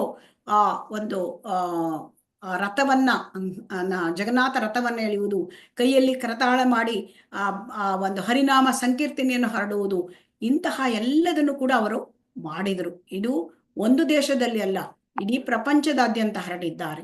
ಸೊ ಹಾಗಾಗಿ ಅವರು ಕೊಟ್ಟಿರತಕ್ಕಂಥದ್ದು ಈ ಶ್ರೀಮದ್ ಭಗವದ್ಗೀತಾ ಯಥಾರೂಪ, ಅದನ್ನು ನಾವು ಅಧ್ಯಯನ ಮಾಡೋಕ್ಕಿಂತ ಮುಂಚೆ ನಾವು ಅವರಲ್ಲಿ ಪ್ರಾರ್ಥನೆಯನ್ನು ಮಾಡ್ಕೊಳ್ಳೋಣ, ಅವರ ಅನುಗ್ರಹಕ್ಕಾಗಿ ನಾವು ಬೇಡ್ಕೊಳ್ಳೋಣ. ಯಾಕೆಂತಂದ್ರೆ ಅವರಲ್ಲಿ ತುಂಬಾ ಶಕ್ತಿ ಉಂಟು. ಸೊ ಅವರ ಅನುಗ್ರಹ ನಮಗೆ ಸಿಕ್ಕಿದ್ರೆ ನಮಗೆ ಶ್ರೀಮದ್ ಭಗವದ್ಗೀತೆ ಅರ್ಥ ಆಗುತ್ತೆ. ಹರೇ ಕೃಷ್ಣ. ಇದು ಮಾಯಾಪುರದಲ್ಲಿ ಇರತಕ್ಕಂತಹ TOVP ಅಂತ ಹೇಳ್ತೇವೆ, ಟೆಂಪಲ್ ಆಫ್ ವೇದಿಕ್ ಟೆಂಪಲ್ಲು. ಇಲ್ಲಿ ಮಾಯಾಪುರದಲ್ಲಿ ಇರತಕ್ಕಂಥ ದೇವಸ್ಥಾನ, ಇದು ಇಸ್ಕಾನಿನ ಹೆಡ್ ಕ್ವಾರ್ಟರ್ಸ್. ಹಾಗಾಗಿ ಇದು ನಮ್ಮ ಶ್ರೀ ರಾಧಾ ಗೋವಿಂದ ದೇವಸ್ಥಾನ, ಮಂಗಳೂರು, ಕುಲಾಯಿ. ಹಾಗಾಗಿ ಇದು ಸುಂದರವಾದ ದೇವಸ್ಥಾನ, ಇದನ್ನು ಹೊಸದಾಗಿ ಕಟ್ಟಲಾಗಿದೆ. ಸೊ ಹಾಗಾಗಿ ನೀವು ಯಾವಾಗಲಾದ್ರೂ ನಿಮಗೆ ಬಿಡುವಿದ್ದಾಗ ನೀವು ಖಂಡಿತ ಹೋಗಿ ಅಲ್ಲಿ ಶ್ರೀ ರಾಧಾ ಗೋವಿಂದರ ದರ್ಶನ ಭಾಗ್ಯವನ್ನು ಪಡ್ಕೊಳ್ಬಹುದು. ಅಲ್ಲಿ ಭಕ್ತರ ಸಂಘದಲ್ಲಿ ಇರಬಹುದು. ಮತ್ತು ಅಲ್ಲಿ ನಡೀತಕ್ಕಂತಹ ದೇವಸ್ಥಾನದ ಎಲ್ಲ ಕಾರ್ಯಕ್ರಮಗಳು ಕೂಡ ನಿಮಗೆ ಅತ್ಯಂತ ಅದನ್ನ ನೋಡ್ಕೊಂಡು ಮತ್ತೆ ನಿಮಗೆ ಆ ಭಾಗ್ಯ, ಪುಣ್ಯವನ್ನು ಕೂಡ ನೀವು ಪಡ್ಕೊಳ್ಬಹುದು. ದರ್ಶನ ಭಾಗ್ಯ ಮತ್ತು ಅಲ್ಲಿರ್ತಕ್ಕಂಥ ಪ್ರಸಾದ ಸೇವನೆ, ಇದೆಲ್ಲವೂ ಕೂಡ ನಮಗೆ ಆಧ್ಯಾತ್ಮಿಕ ಜೀವನದಲ್ಲಿ ಹೋಗ್ಲಿಕ್ಕೆ ತುಂಬಾ ಅನುಕೂಲ ಆಗುತ್ತೆ. ಇಲ್ಲಿ ಕೂಡ ನಾವು ನಾಮನಿಷ್ಠ ಹಿಸ್ ಗ್ರೇಸ್ ನಾಮನಿಷ್ಠ ದಾಸ್ ಇವರನ್ನು ಕೂಡ ನಾವು ನೋಡ್ತಾ ಇದ್ದೇವೆ. ಇವರು ದೇವಸ್ಥಾನ ಶ್ರೀ ರಾಧಾ ಗೋವಿಂದ ದೇವಸ್ಥಾನದ ಅಧ್ಯಕ್ಷರು. ಇವರು ಅಂದ್ರೆ ಇಂಜಿನಿಯರಿಂಗ್ ಓದಿದ್ದಾರೆ. ಸಾಧಾರಣ ಇಂಜಿನಿಯರಿಂಗ್ ಅಲ್ಲ, ಅದು IIT ಕಾನ್ಪುರದಲ್ಲಿ ಓದಿರೋದು. ಅದು IIT ಅಂದ್ರೆ ನಮ್ಗೆಲ್ಲರಿಗೂ ಗೊತ್ತಿದೆ, ತುಂಬಾ ತುಂಬಾ ಬ್ರಿಲಿಯಂಟ್ ಹೋಗ್ತಾರೆ ತುಂಬಾ. ಆದ್ರೂ ಅವರು ಅಂದ್ರೆ ಇಸ್ಕಾನಿನ ಆ ಒಂದು ಈ ಎಲ್ಲ ಭಗವದ್ಗೀತೆ ಬಗ್ಗೆ ಅವರಿಗೆ ಆಕರ್ಷಿತರಾಗಿ ಅವರು ತಮ್ಮ ಜೀವನವನ್ನೇ ಮುಡುಪಾಗಿಟ್ಟಿದ್ದಾರೆ ಈ ಕೃಷ್ಣ ಪ್ರಜ್ಞೆಗೆ. ಮತ್ತು ಇಲ್ಲಿ ನಾವು ಏನು ಈ ಭಗವದ್ಗೀತೆ 18 ದಿನಗಳ ಅಧ್ಯಯನವನ್ನ ನಾವೇನು ಪ್ರಾರಂಭ ಮಾಡಿದ್ದೇವೆ ಅಥವಾ ನಾವೇನು ಇವತ್ತು ಪ್ರಾರಂಭ ಮಾಡಿದ್ವಿ, ಇದನ್ನ ತುಂಬಾ ಅನೇಕ ವರ್ಷಗಳಿಂದ ನಡ್ಸ್ಕೊಂಡು ಬರ್ತಾ ಇದ್ದಾರೆ. ಮತ್ತು ಈಗ 8.5-9 ಲಕ್ಷ ಅಷ್ಟು ಜನರಿಗೆ ಈ ಒಂದು ಭಗವದ್ಗೀತೆಯನ್ನ ಆ ಜ್ಞಾನವನ್ನ ಹಂಚಿದ ಹೆಗ್ಗಳಿಕೆ ಇವರದ್ದು. ಸೊ ಹಾಗಾಗಿ ನಾವು ಇವರ ಒಂದು ಕರುಣೆಯಿಂದ ನಾವು ಈ ಕಾರ್ಯಕ್ರಮವನ್ನ ನಡೆಸ್ತಾ ಇದ್ದೇವೆ. ಹರೇ ಕೃಷ್ಣ. ಅವರ ಒಂದು ಮಾರ್ಗದರ್ಶನದಲ್ಲಿ. ಹಾಗಾಗಿ ನಾವು ಅವರದ್ದು ಒಂದು ಅನುಗ್ರಹವನ್ನು ಕೂಡ ಕೇಳ್ಕೊಳ್ಳೋಣ. ಹರೇ ಕೃಷ್ಣ. ಈಗ ನಮ್ಮ ಭಗವದ್ಗೀತೆಯ ಬಗ್ಗೆ ನಾವು ತಿಳ್ಕೊಳ್ಳೋಣ. ಈ ಭಗವದ್ಗೀತೆ ಅಂದ್ರೆ ಏನು? ಭಗವದ್ಗೀತೆ ಅಂತಂದ್ರೆ ಭಗವಂತನೇ ಹಾಡಿದ್ದು ಭಗವದ್ಗೀತೆ. ಆ ಭಗವಂತನ ಆ ಮುಖ ಕಮಲದಲ್ಲಿ ಬಂದಿರತಕ್ಕಂತಹ ಈ ಹಾಡು ಭಗವಂತನ ಹಾಡು. ಭಗವಂತ ಹಾಗಾದ್ರೆ ಈ ಭಗವದ್ಗೀತೆಯನ್ನ ಯಾಕೆ ಹೇಳಿದ, ಇದನ್ನ ನಾವು ಯಾಕೆ ನಮಗಾಗಿ ಹೇಳಿದ, ಇದೆಲ್ಲವನ್ನ ನಾವು ಸ್ವಲ್ಪ ಇಲ್ಲಿ ಮೆಲುಕು ಮಾಡೋಣ. ಇಲ್ಲಿ ಇವತ್ತು ಈ ಭಗವದ್ಗೀತೆ ಅಂತಂದ್ರೆ ಇದನ್ನ ಗೀತೋಪನಿಷತ್ತು ಅಂತ ಕೂಡ ಕರೀತಾರೆ. ಇದು ವೈದಿಕ ಜ್ಞಾನದ ಸಾರ. ಎಲ್ಲ ವೇದಾಂತ ಸೂತ್ರಗಳ, ಉಪನಿಷತ್ತುಗಳ ಎಲ್ಲದರದ ಸಾರ ಶ್ರೀಮದ್ ಭಗವದ್ಗೀತೆಯಲ್ಲಿ ಭಗವಂತ ನಮಗೆ ಕೊಟ್ಟಿದ್ದಾನೆ. ಯಾಕೆಂದ್ರೆ ನಮ್ಗೆ ಕಲಿಯುಗದಲ್ಲಿ ಭಗವಂತನ ಬಗ್ಗೆ ಈ ಎಲ್ಲ ವೇದಗಳನ್ನು ಓದ್ಲಿಕ್ಕೆ ನಮ್ಗೆ ಅರ್ಥ ಆಗೋದಿಲ್ಲ, ಸಮಯ ಕೂಡ ಇಲ್ಲ, ಆಯುಸ್ಸು ಕೂಡ ಕಲಿಯುಗದಲ್ಲಿ ಬಹಳ ಕಡಿಮೆ. ಸೊ ಹಾಗಾಗಿ ನಮಗೆ ಎಲ್ಲ ವೈದಿಕ ಜ್ಞಾನದ ಸಾರವನ್ನು ಕೊಟ್ಟಿರ್ತಕ್ಕಂತಹ ಶ್ರೀಮದ್ ಭಗವದ್ಗೀತೆ ಅದು ಪರಿಪೂರ್ಣ ಗ್ರಂಥ, ಧರ್ಮ ಗ್ರಂಥ. ಈ ಬೇರೆ ಈ ಎಲ್ಲ ವೈದಿಕ ಸಾಹಿತ್ಯದಲ್ಲಿ ಇರೋದೆಲ್ಲ ಶ್ರೀಮದ್ ಭಗವದ್ಗೀತೆಯಲ್ಲಿ ಇದೆ. ಮತ್ತು ಎಲ್ಲ ವೈದಿಕ ಸಾಹಿತ್ಯದಲ್ಲಿ ಏನ್ ಇಲ್ಲವೋ ಅದೆಲ್ಲವೂ ಕೂಡ ಇಲ್ಲಿ ಇದೆ. ಸೊ ಹಾಗಾಗಿ ಇದು ತುಂಬಾ ನಮಗೆ ಇದನ್ನ ಅಂದ್ರೆ ಈಗ ನಾವು ಮಾನವ ಜನ್ಮಕ್ಕೆ ಬಂದ ಮೇಲೆ ನಾವು ಜೀವನ ಹೇಗೆ ನಡೆಸಬೇಕು, ನಾವು ಪ್ರಾಣಿಗಳ ತರ ಅಲ್ಲ, ನಮಗೂ ಪ್ರಾಣಿಗಳಿಗೂ ವ್ಯತ್ಯಾಸ ಇದೆ. ನಮ್ಮ ಜೀವನದ ಗುರಿ ಏನು, ನಾವ್ ಏನ್ ಮಾಡಬೇಕು, ಇದನ್ನೆಲ್ಲ ತಿಳಿಸ್ಕೊಡ್ತದೆ. ಯಾಕೆಂತಂದ್ರೆ ನಾವೀಗ ಈ ಒಂದು ಯಾವುದೇ ನಾವು ಒಂದು ವಸ್ತು ತಕೊಳ್ಳಿ, ನೀವು ಒಂದು ಫ್ರಿಡ್ಜ್ ತಕೊಳ್ಳಿ, ಟಿವಿ ತಕೊಳ್ಳಿ, ಅಥವಾ ಯಾವುದೇ ಒಂದು ಮೊಬೈಲ್ ತಕೊಳ್ಳಿ, ಅದಕ್ಕೊಂದು ಸಣ್ಣ ಕೈಪಿಡಿ ಇರುತ್ತೆ, ಮ್ಯಾನ್ಯುವಲ್ ಇರುತ್ತೆ. ಆ ಮ್ಯಾನ್ಯುವಲ್ ನೋಡ್ಕೊಂಡು ಅದನ್ನ ಹೇಗೆ ಬಳಸೋದು ಅಂತ. ಹಾಗೆ ಈಗ ನಮ್ಮನ್ನ ಸೃಷ್ಟಿ ಮಾಡಿರ್ತಕ್ಕಂತಹ ಆ ಭಗವಂತ ನಮಗೆ ನಾವು ಹೇಗೆ ಜೀವನ ಮಾಡೋದು ಇದನ್ನ ಬೇರೆ ಯಾರು ತಿಳಿಸ್ಕೊಡಲ್ಲ, ಆ ಭಗವಂತನೇ ತಿಳಿಸ್ಕೊಡಬಲ್ಲ. ಸೊ ಅವನೇ ಹಾಡಿದ ಈ ಗೀತೆ, ಭಗವಂತನ ಮುಖ ಕಮಲದಿಂದ ಬಂದ ಈ ಗೀತೆ ಭಗವದ್ಗೀತೆ. ಇದನ್ನ 5,000 ವರ್ಷಗಳ ಹಿಂದೆ ಇದನ್ನ ರಣರಂಗದಲ್ಲಿ, ಕುರುಕ್ಷೇತ್ರ ರಣರಂಗದಲ್ಲಿ ಭಗವಂತ ಅರ್ಜುನನನ್ನ ಮುಂದೆ ಮಾಡಿಕೊಂಡು ನಮಗಾಗಿ ಕೊಟ್ಟಿದ್ದಾರೆ. ಅರ್ಜುನ ಶುದ್ಧ ಭಕ್ತ. ಸೊ ಅವನಿಗೆ ಈ ಭಗವದ್ಗೀತೆಯನ್ನ ಭ್ರಮೆ, ಅವನಿಗೆ ಅಲ್ಲಿ ಒಂದು ಭ್ರಮೆ ಮಾಡಿ ಅವನು ಶುದ್ಧ ಭಕ್ತ, ಅವರಿಗೆ ಎಲ್ಲವೂ ಗೊತ್ತು. ಆದ್ರೂ ಕೂಡ ಅವನನ್ನು ಭ್ರಮೆಗೆ ತರಿಸಿ ನಮಗೋಸ್ಕರ ಶ್ರೀಮದ್ ಭಗವದ್ಗೀತೆಯನ್ನ ಕೊಟ್ಟಿದ್ದಾರೆ. ಸೊ ಅದು ಜೀವನದ ಕೈಪಿಡಿ. ಭಗವಂತಂಗೆ ನಮ್ಮನ್ನು ಕಂಡ್ರೆ, ಎಲ್ಲ ಜೀವಿಗಳು ಕಂಡ್ರೆ ತುಂಬಾ ಪ್ರೀತಿ. ಸೊ ಹಾಗಾಗಿ ನಮಗೆ ವಿಶೇಷವಾಗಿ ಮನುಷ್ಯರ ಮೇಲೆ. ಸೊ ಹಾಗಾಗಿ ನಮ್ಮನ್ನು ಈ ದುಃಖಭರಿತವಾದ ಈ ಐಹಿಕ ಪ್ರಪಂಚದಿಂದ ಹೊರಗೆ ತಗೊಂಡು ಹೋಗೋದು, ಇದು ಅವನ ಉದ್ದೇಶ, ಭಗವಂತನ ಉದ್ದೇಶ. ಹಾಗಾಗಿ ಈ ಭಗವದ್ಗೀತೆಯನ್ನು ನಾವು ಹೇಗೆ ಅರ್ಥ ಮಾಡ್ಕೊಳ್ಬೇಕು? ಈ ಭಗವದ್ಗೀತೆಯನ್ನು ಅರ್ಥ ಮಾಡ್ಕೊಳ್ಬೇಕಾದ್ರೆ ನಾವು ಮೊಟ್ಟ ಮೊದಲು ಈ ಶ್ರೀಕೃಷ್ಣನೇ ದೇವೋತ್ತಮ ಪರಮ ಪುರುಷ, ಇದನ್ನ ನಾವು ಒಪ್ಕೊಳ್ಬೇಕು. ಇದು ಶ್ರೀಕೃಷ್ಣ ದೇವೋತ್ತಮ ಪರಮ ಪುರುಷ, ಇದನ್ನು ಒಪ್ಕೊಳ್ಳದೆ ನಮ್ಗೆ ಅರ್ಥ ಮಾಡ್ಕೊಳ್ಳಿಕ್ಕೆ ಆಗೋದಿಲ್ಲ. ಮತ್ತೆ ಈ ಶ್ರೀಮದ್ ಭಗವದ್ಗೀತವನ್ನ ಭಕ್ತರ ಸಂಘದಲ್ಲಿ ನಾವು ಕೇಳಬೇಕು, ಅದನ್ನ ಭಕ್ತರ ಸಹಾಯದಲ್ಲಿ ಓದ್ಬೇಕು. ಸೊ ಅದರಿಂದ ಭಕ್ತರ ಸಂಘ ಇಲ್ಲದೆ ನಮಗೆ ಭಗವದ್ಗೀತೆಯನ್ನ ಅರ್ಥ ಮಾಡ್ಕೊಳ್ಳಿಕ್ಕೆ ಆಗಲ್ಲ. ಸೊ ಅದರಿಂದ ಭಗವದ್ಗೀತೆಯನ್ನು ಹೇಗೆ ನಾವು ಸ್ವೀಕರಿಸಬೇಕು ಅಂತಂದ್ರೆ, ಅರ್ಜುನ ಹೇಗೆ ಸ್ವೀಕಾರ ಮಾಡಿದ ಹಾಗೆ, ಅಂದ್ರೆ ಅರ್ಜುನನ ಹೆಜ್ಜೆ ತರ ನಾವು ನಡಿಬೇಕು. ಅಂದ್ರೆ ಭಕ್ತಿ ಭಾವದಿಂದ ಇದನ್ನ ಸ್ವೀಕರಿಸಬೇಕು. ಇದನ್ನ ವಿನೀತ ಭಾವದಿಂದ ನಾವು ಅರ್ಥ ಮಾಡ್ಕೊಳ್ಳಿಕ್ಕೆ ಸಾಧ್ಯ. ವಿನೀತ ಭಾವ ನಮ್ಗಿಲ್ಲದೆ ಹೋದ್ರೆ ನಮಗೆ ಇದನ್ನ ಅರ್ಥ ಮಾಡ್ಕೊಳ್ಳಿಕ್ಕೆ ಸಾಧ್ಯ ಇಲ್ಲ. ಯಾಕೆಂತಂದ್ರೆ ಇದು ಒಂದು ಮಹಾರಹಸ್ಯ. ಇದನ್ನ ಅರ್ಥ ಮಾಡ್ಕೊಳ್ಳೋಕೆ ನಮಗೆ ಈ ಶೀಲ ಪ್ರಭುಪಾದರಂತ ಅವರು ಬರೆದಿರ್ತಕ್ಕಂಥ ಭಾವಾರ್ಥ, ಇದರಿಂದ ನಮ್ಗೆ ಅರ್ಥ ಮಾಡ್ಕೊಳ್ಳಿಕ್ಕೆ ಸಾಧ್ಯ. ಸೊ ಅದರಿಂದ ಈ ಭಗವದ್ಗೀತೆಯ ಈ ಕೋರ್ಸ್ನಲ್ಲಿ ನಾವು ಇಡೀ ಒಂದು ಶೀಲ ಪ್ರಭುಪಾದರ ಭಾವಾರ್ಥದಿಂದ ಆಧಾರವಾಗಿದ್ದರಿಂದ ನಾವು ಹೇಳಲಿಕ್ಕೆ ಪ್ರಯತ್ನ ಮಾಡ್ತೇನೆ.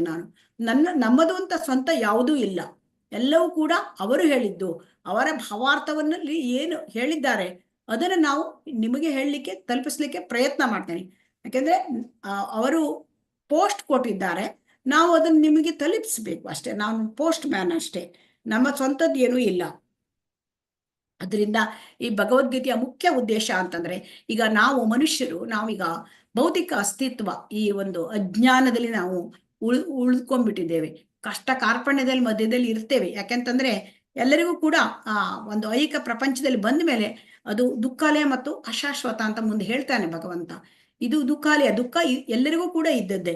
ಆದ್ರೆ ಈ ದುಃಖ ಇದೆ, ನಾವು ಆಪತ್ತಿನಲ್ಲಿ ಸಿಕ್ಕ ಹಾಕೊಂಡಿದ್ದೇವೆ ಅಂತ ನಾವು ಒಪ್ಕೊಳ್ಬೇಕು. ಅರ್ಜುನ ಒಪ್ಕೊಂಡ, ಯಾಕೆಂತಂದ್ರೆ ಅವನು ಕಷ್ಟದಲ್ಲಿ ಸಿಲುಕಿದ್ದ. ಯಾಕೆಂತಂದ್ರೆ ಯುದ್ಧ ಮಾಡಬೇಕು ತನ್ನ ಜನರ ಜೊತೆ.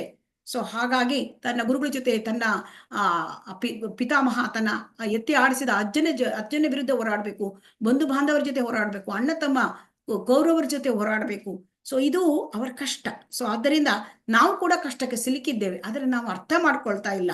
ಸೊ ನಾವು ಯಾವಾಗ ಅರ್ಥ ಮಾಡ್ಕೊಳ್ತೇವೆ, ನಾನು ಯಾರು ಮತ್ತು ನಾನು ಯಾಕೆ ಈ ಕಷ್ಟದಲ್ಲಿ ಸಿಲುಕಿ ಹಾಕೊಂಡಿದ್ದೇನೆ, ನಾನು ಎಲ್ಲಿಂದ ಬಂದಿದ್ದೇನೆ, ಮತ್ತು ನನಗೆ ಈ ಸಂಕಟ ಪರಿಹಾರ ಆಗಲಿಕ್ಕೆ ಮಾತಾಜಿ ಹೇಳಿದ್ರು ನಮ್ಗೆಲ್ಲ ಎಲ್ಲ ಕಷ್ಟಗಳು ಹೋಗ್ಬೇಕು ಅಂತ ಪ್ರಶ್ನೆ ಕೇಳಿದಾಗ.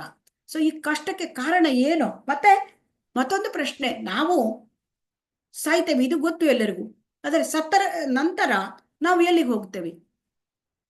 ಈ ಎಲ್ಲ ವಿಚಾರಗಳು ಮನುಷ್ಯರಾದವರಿಗೆ ಬರಬೇಕು. ಯಾಕಂತಂದ್ರೆ ಮನುಷ್ಯ ಜನ್ಮ ಇರೋದೇ ಇದಕ್ಕಾಗಿ, ಆತ್ಮ ಸಾಕ್ಷಾತ್ಕಾರಕ್ಕಾಗಿ. ಅದರಿಂದ ಈ ಭಗವದ್ಗೀತೆ ಈ ರೀತಿ ಪ್ರಶ್ನೆಗಳನ್ನ ಯಾರು ಮಾಡ್ತಾರೆ, ಇದು ಬ್ರಹ್ಮ ಜಿಜ್ಞಾಸೆ ಅಂತ ಹೇಳ್ತಾರೆ ಇದಕ್ಕೆ. ಈ ರೀತಿ ಪ್ರಶ್ನೆಯನ್ನು ಯಾರು ಮಾಡ್ತಾರೆ ಅವರು ಭಗವದ್ಗೀತೆಯನ್ನು ಅರ್ಥ ಮಾಡ್ಕೊಳ್ಳಿಕ್ಕೆ ಯೋಗ್ಯ ವಿದ್ಯಾರ್ಥಿ. ಸೊ ಅದರಿಂದ ನಾವು ಕೂಡ ಈ ತರವಾದ ಒಂದು ವಿಚಾರಗಳನ್ನ ತಿಳ್ಕೊಳ್ಬೇಕು, ಆ ಉದ್ದೇಶ ನಮ್ಮಲ್ಲಿ ಇರಬೇಕು. ಸೊ ಹಾಗಾಗಿ ಭಗವಂತನಿಗೆ ಕೃಷ್ಣನಿಗೆ ಜೀವಿಗಳ ಮೇಲೆ ಅಪಾರವಾದ ಕರುಣೆ. ಯಾಕೆಂದ್ರೆ ಅವನು ಪರಮ ಪಿತ, ನಮ್ಮೆಲ್ಲರ ಒಂದು ಭಗವಂತ ನಮ್ಮೆಲ್ಲರ ಪರಮ ಪಿತ. ಸೊ ಹಾಗಾಗಿ ನಮ್ಮ ಮೇಲೆ ಅತ್ಯಂತ ಕರುಣೆ. ಸೊ ಆ ಕರುಣೆ, ಆ ಉದ್ದೇಶದಿಂದ ಗೆಳೆಯನಾದ ಅರ್ಜುನನಿಗೆ ಭ್ರಮೆ ತರಿಸಿ ನಮಗೆ ಭಗವದ್ಗೀತೆ ಕೊಟ್ಟ. ಸೊ ಹಾಗಾಗಿ ಈ ಭಗವದ್ಗೀತೆಯನ್ನ ನಾವು ಕಲಿತ್ರೆ ನಮಗೇನು ಉಪಯೋಗ, ಇದು ಕೂಡ ನಮಗೆ ಪ್ರಶ್ನೆ ಬರುತ್ತೆ. ಯಾಕೆಂತಂದ್ರೆ ಇನ್ನೂ ಕೂಡ ನಾವು ಇನ್ನೂ ಒಂದು ಅರ್ಥ ಮಾಡ್ಕೊಳ್ಬೇಕು. ಈ ಭಗವದ್ಗೀತೆಯನ್ನ ಅರ್ಥ ಮಾಡ್ಕೊಳ್ಬೇಕಾದ್ರೆ ನಾವು ಯಾರ ಹತ್ರ ಭಗವದ್ಗೀತೆ ಕಲಿಬೇಕು? ಇಲ್ಲಿ ನೋಡಿ, ಸಂಪ್ರದಾಯದಿಂದ ಬಂದಿರ್ತಕ್ಕಂತಹ ಭಗವದ್ಗೀತೆ ನಾವು ಕಲಿಬೇಕು. ಇಲ್ಲಿ ಏನು ತರ ಹೇಳಿದ್ದಾರೆ ಅಂತಂದ್ರೆ, ಈ ಸಂಪ್ರದಾಯ ಅಂತಂದ್ರೆ ಮೂಲ ಅಂದ್ರೆ ಒಬ್ಬ ಗುರುವು ಶ್ರೀಲ ಪ್ರಭುಪಾದರು ಆಚಾರ್ಯರು, ಸಂಪ್ರದಾಯ ಆಚಾರ್ಯರು, ಅವರಿಗೆ ಶ್ರೀಲ ಭಕ್ತಿ ಸಿದ್ಧಾಂತ ಸರಸ್ವತಿ. ಸೊ ಅವರ ಗುರು ಅಂತ ಮೂಲಕ್ಕೆ ಹೋದರೆ ಶ್ರೀಕೃಷ್ಣನಿಂದ ಬಂದಿದ್ದು. ಸೊ ಹಾಗೆ ಸಂಪ್ರದಾಯದಿಂದ ಬಂದ ಗುರು ಆಚಾರ್ಯರಿಂದ ನಾವು ಕಲಿಬೇಕು. ಯಾಕೆಂತಂದ್ರೆ ಅವರು ಶ್ರೀಕೃಷ್ಣ ಏನ್ ಹೇಳಿದ್ದಾರೆ ಅದನ್ನೇ ಹೇಳಲಿಕ್ಕೆ ನಮಗೆ ಅದನ್ನೇ ಹೇಳ್ತಾರೆ. ಅದರಲ್ಲಿ ಯಾವ ಎಡಿಷನ್ ಇಲ್ಲ, ಯಾವುದು ಒಂದು ಕೂಡುವುದಿಲ್ಲ, ಕಳೆಯುವುದಿಲ್ಲ, ಏನನ್ನು ತಮ್ಮದು ಅಂತ ಹೇಳೋದನ್ನ ಹೇಳುವುದಿಲ್ಲ. ಸೊ ಹಾಗಾಗಿ ನಾವು ಆ ಪರಂಪರೆಯಿಂದ ಬಂದ ಆಚಾರ್ಯರಿಂದ ನಾವು ಕೇಳಬೇಕು. ಮತ್ತೆ ಶ್ರೀಮದ್ ಭಗವದ್ಗೀತೆಯನ್ನ ಎಲ್ಲವನ್ನೂ ಕೂಡ ನಾವು ಒಪ್ಪಬೇಕು. ಭಗವಂತ ಏನ್ ಹೇಳಿದಾನೆ ಅದನ್ನ ಇಡಿಯಾಗಿ ನಾವು ಒಪ್ಕೊಳ್ಬೇಕು.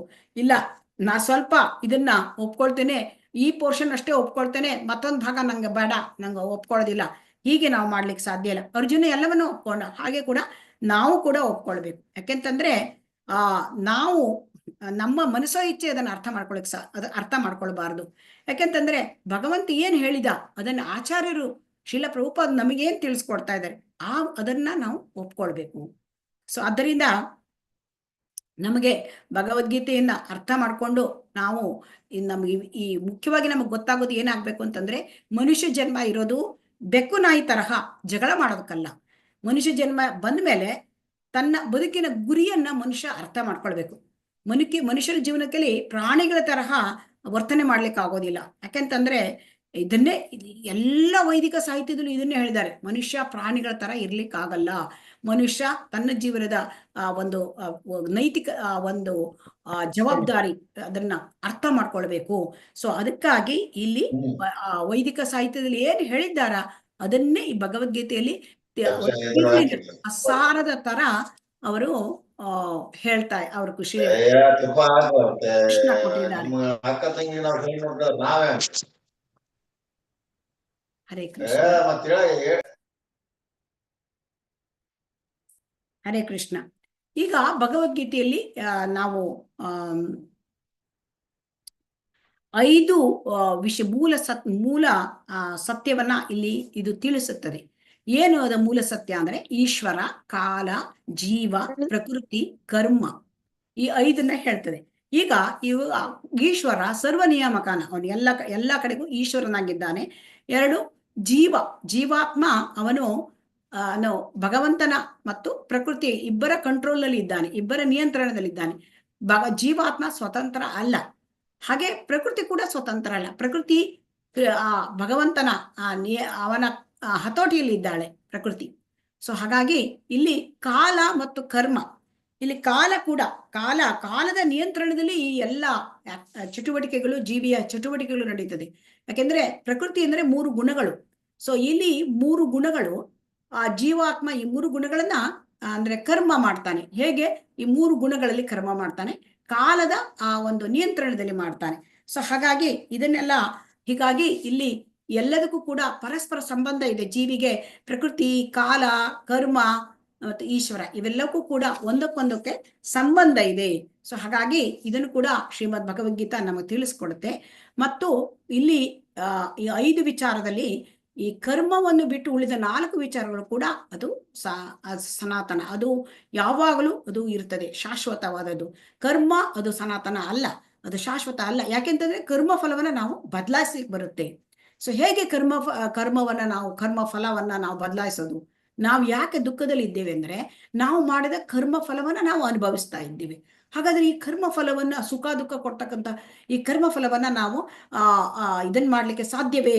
ನಾವು ಅದನ್ನ ಕರ್ಮ ಫಲವನ್ನ ನಾವು ಅದರಿಂದ ಬಿಡುಗಡೆ ಪಡಲಿಕ್ಕೆ ಸಾಧ್ಯವೇ? ಹೌದು, ಅದನ್ನ ಹೇಗೆ ಬಿಡುಗಡೆ ಪಡೆಯುವುದು ಅದು ನಮಗ್ ಗೊತ್ತಿಲ್ಲ. ಅದನ್ನ ನಮಗೆ ಈ ಭಗವದ್ಗೀತೆ ಕಲಿಸ್ಕೊಡ್ತದೆ. ಸೊ ಹಾಗಾಗಿ ನಾವು ಮಾಡ್ತಕ್ಕಂಥ ಕರ್ಮ ಪರಿಶುದ್ಧ ಆಗ್ಬೇಕು. ಈ ಪರಿಶುದ್ಧವಾದ ಕರ್ಮವನ್ನೇ ಭಕ್ತಿ ಅಂತ ಕರೀತಾರೆ. ಸೊ ಹಾಗಾಗಿ ಇಡೀ ಜಗತ್ತಿನಲ್ಲಿ ಇರ್ತಕ್ಕಂಥ ಅನೇಕ ಜಗತ್ತಿನಲ್ಲಿ ನಾವಿರೋದ್ರಿಂದ ನಮ್ಮ ಪ್ರಜ್ಞೆ ಕೂಡ ಕಲುಷಿತವಾಗಿರುತ್ತೆ. ಸೊ ಆದ್ದರಿಂದ ಈ ಕಲುಷಿತವಾದ ಪ್ರಜ್ಞೆಯಿಂದ ಬಿಡುಗಡೆ ಹೊಂದಿ ನಾವು ಪರಿಶುದ್ಧ ಪ್ರಜ್ಞೆಗೆ ಬರಬೇಕು. ಯಾಕೆ ಕಲುಷಿತವಾಗಿದೆ? 3 ಗುಣಗಳಿಂದ ನಮ್ಗೆ ಕಲುಷಿತವಾಗಿದೆ. ಸೊ ಈ ರೀತಿ ಕಲುಷಿತ ಪ್ರಜ್ಞೆಯಿಂದ ನಮ್ಮನ್ನು ಆ ಪರಿಶುದ್ಧ ಪ್ರಜ್ಞೆಗೆ ಕೊಂಡೊಯ್ಯುವುದೇ ಭಗವದ್ಗೀತೆಯ ಉದ್ದೇಶ. ಸೊ ಹಾಗಾಗಿ ಈ ಒಂದು ಎಲ್ಲವನ್ನು ಭೋಗಿಸುವವನು, ಎಲ್ಲವನ್ನು ಸೃಷ್ಟಿಸುವವನು ಆ ಭಗವಂತ. ಸೊ ಹಾಗಾಗಿ ಅವನಿಗೆ ತೃಪ್ತಿ ಆದರೆ ನಮಗೆ ಎಲ್ಲ ಜೀವಿಗಳಿಗೆ ತೃಪ್ತಿ ಆಗುತ್ತೆ. ಯಾಕೆ? ಒಡೆಯನಿಗೆ ತೃಪ್ತಿ ಆದರೆ ಸೇವಕನಿಗೆ ತೃಪ್ತಿ ಆದಂತೆ. ಈ ಎಲ್ಲ ವಿಚಾರಗಳನ್ನು ಕೂಡ ನಾವು ಕಲಿಯಲಿದ್ದೇವೆ. ಕೃಷ್ಣನನ್ನು ನಾವು ಮರೆತಿದ್ದೇವೆ. ನಮ್ಮ ಭಗವಂತ ಪರಮನಿಯಾಮಕ, ಅವನ ಪರಮ ಪಿತ, ಪರಮ ನಮ್ಮೆಲ್ಲರ ಪರಮ ಸ್ನೇಹಿತ ಆ ಭಗವಂತನನ್ನು ನಾವು ಮರೆತಿದ್ದೇವೆ, ವಿಸ್ಮೃತಿಯಲ್ಲಿದ್ದೇವೆ, ಕೃಷ್ಣ ವಿಸ್ಮೃತಿಯಲ್ಲಿ ಇದ್ದೇವೆ. ಸೊ ಆದ್ದರಿಂದ ನಾವು ಭಗವಂತನನ್ನ ನಾವು ತಿಳ್ಕೋಬೇಕು, ನೆನಪು ಮಾಡ್ಕೊಳ್ಬೇಕು. ಅದಕ್ಕಾಗಿ ಶ್ರೀಮದ್ ಭಗವದ್ಗೀತೆಯನ್ನ ನಾವು ಓದಬೇಕು. ಶ್ರೀಮದ್ ಭಗವದ್ಗೀತೆ ಓದೋದ್ರಿಂದ ನಮಗೇನ್ ಪ್ರಯೋಜನ ಆಗತ್ತೆ ಅಂತ ನೋಡೋಣ.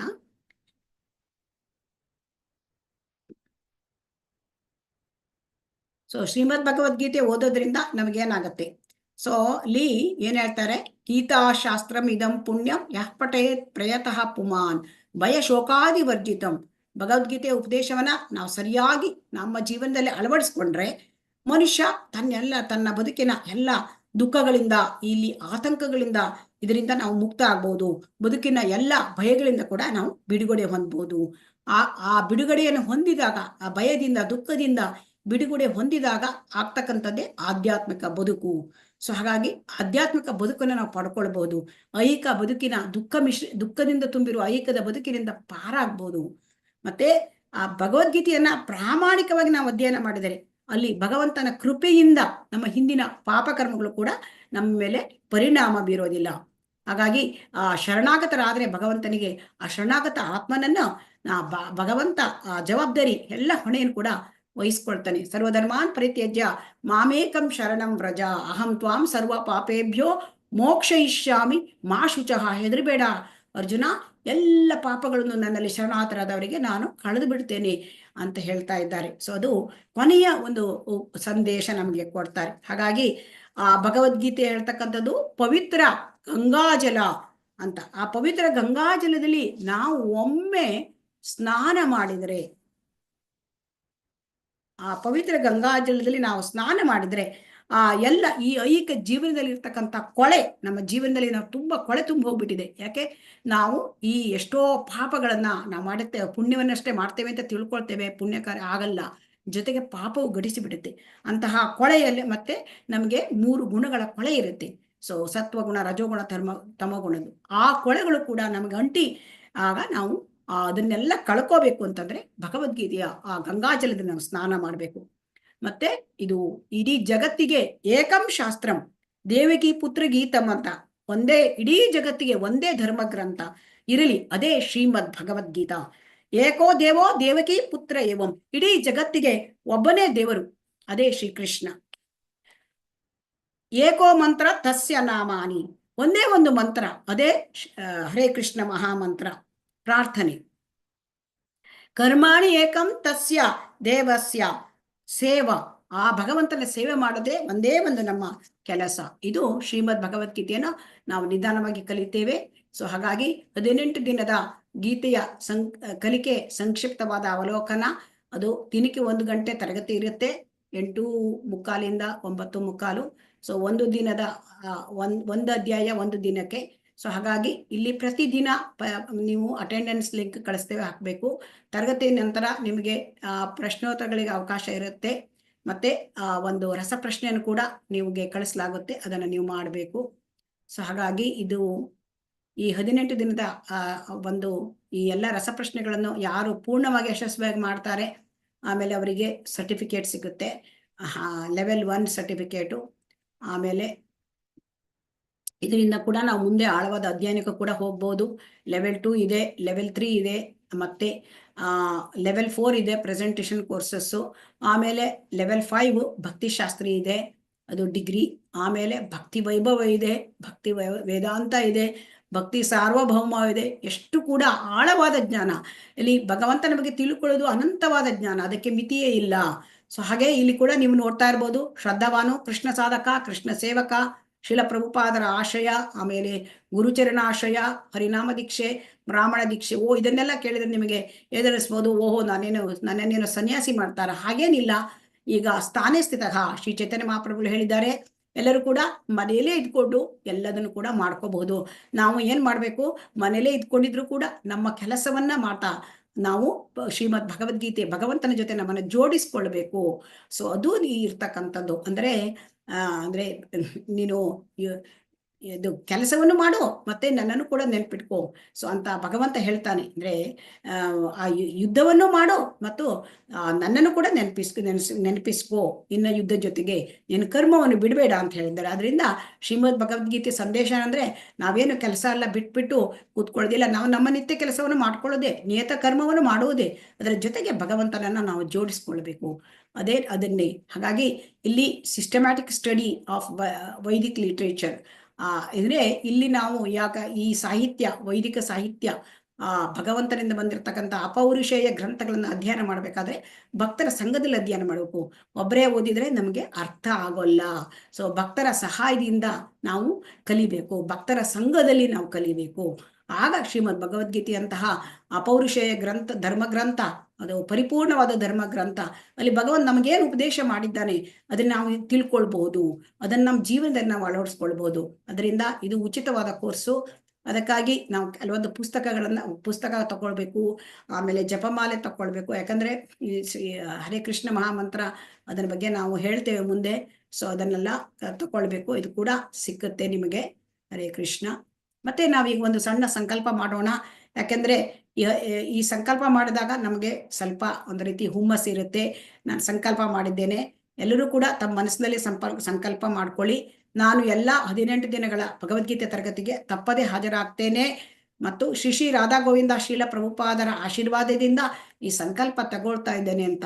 ಅದರಿಂದ ಏನು ಹೆದರಬೇಕಾಗಿಲ್ಲ. ಎಲ್ಲರೂ ಕೂಡ ಈ ತುಂಬಾ ನಿಮ್ಮ ಒಂದು ಪ್ರಾಮಾಣಿಕ ಒಂದು ಇಚ್ಛೆ ಇದ್ರೆ ನೀವು ಕೂಡ ಇದನ್ನ ಭಗವಂತ ನಿಮಗೆ ಅನುಗ್ರಹ ಮಾಡೇ ಮಾಡ್ತಾರೆ. ನೀವೆಲ್ಲರೂ ಕೂಡ ಇದನ್ನ ಮುಗಿಸ್ಬೋದು. ಈ ಕೋರ್ಸನ್ನ ಪ್ರತಿನಿತ್ಯವೂ ಬನ್ನಿ. ಹರೇ ಕೃಷ್ಣ.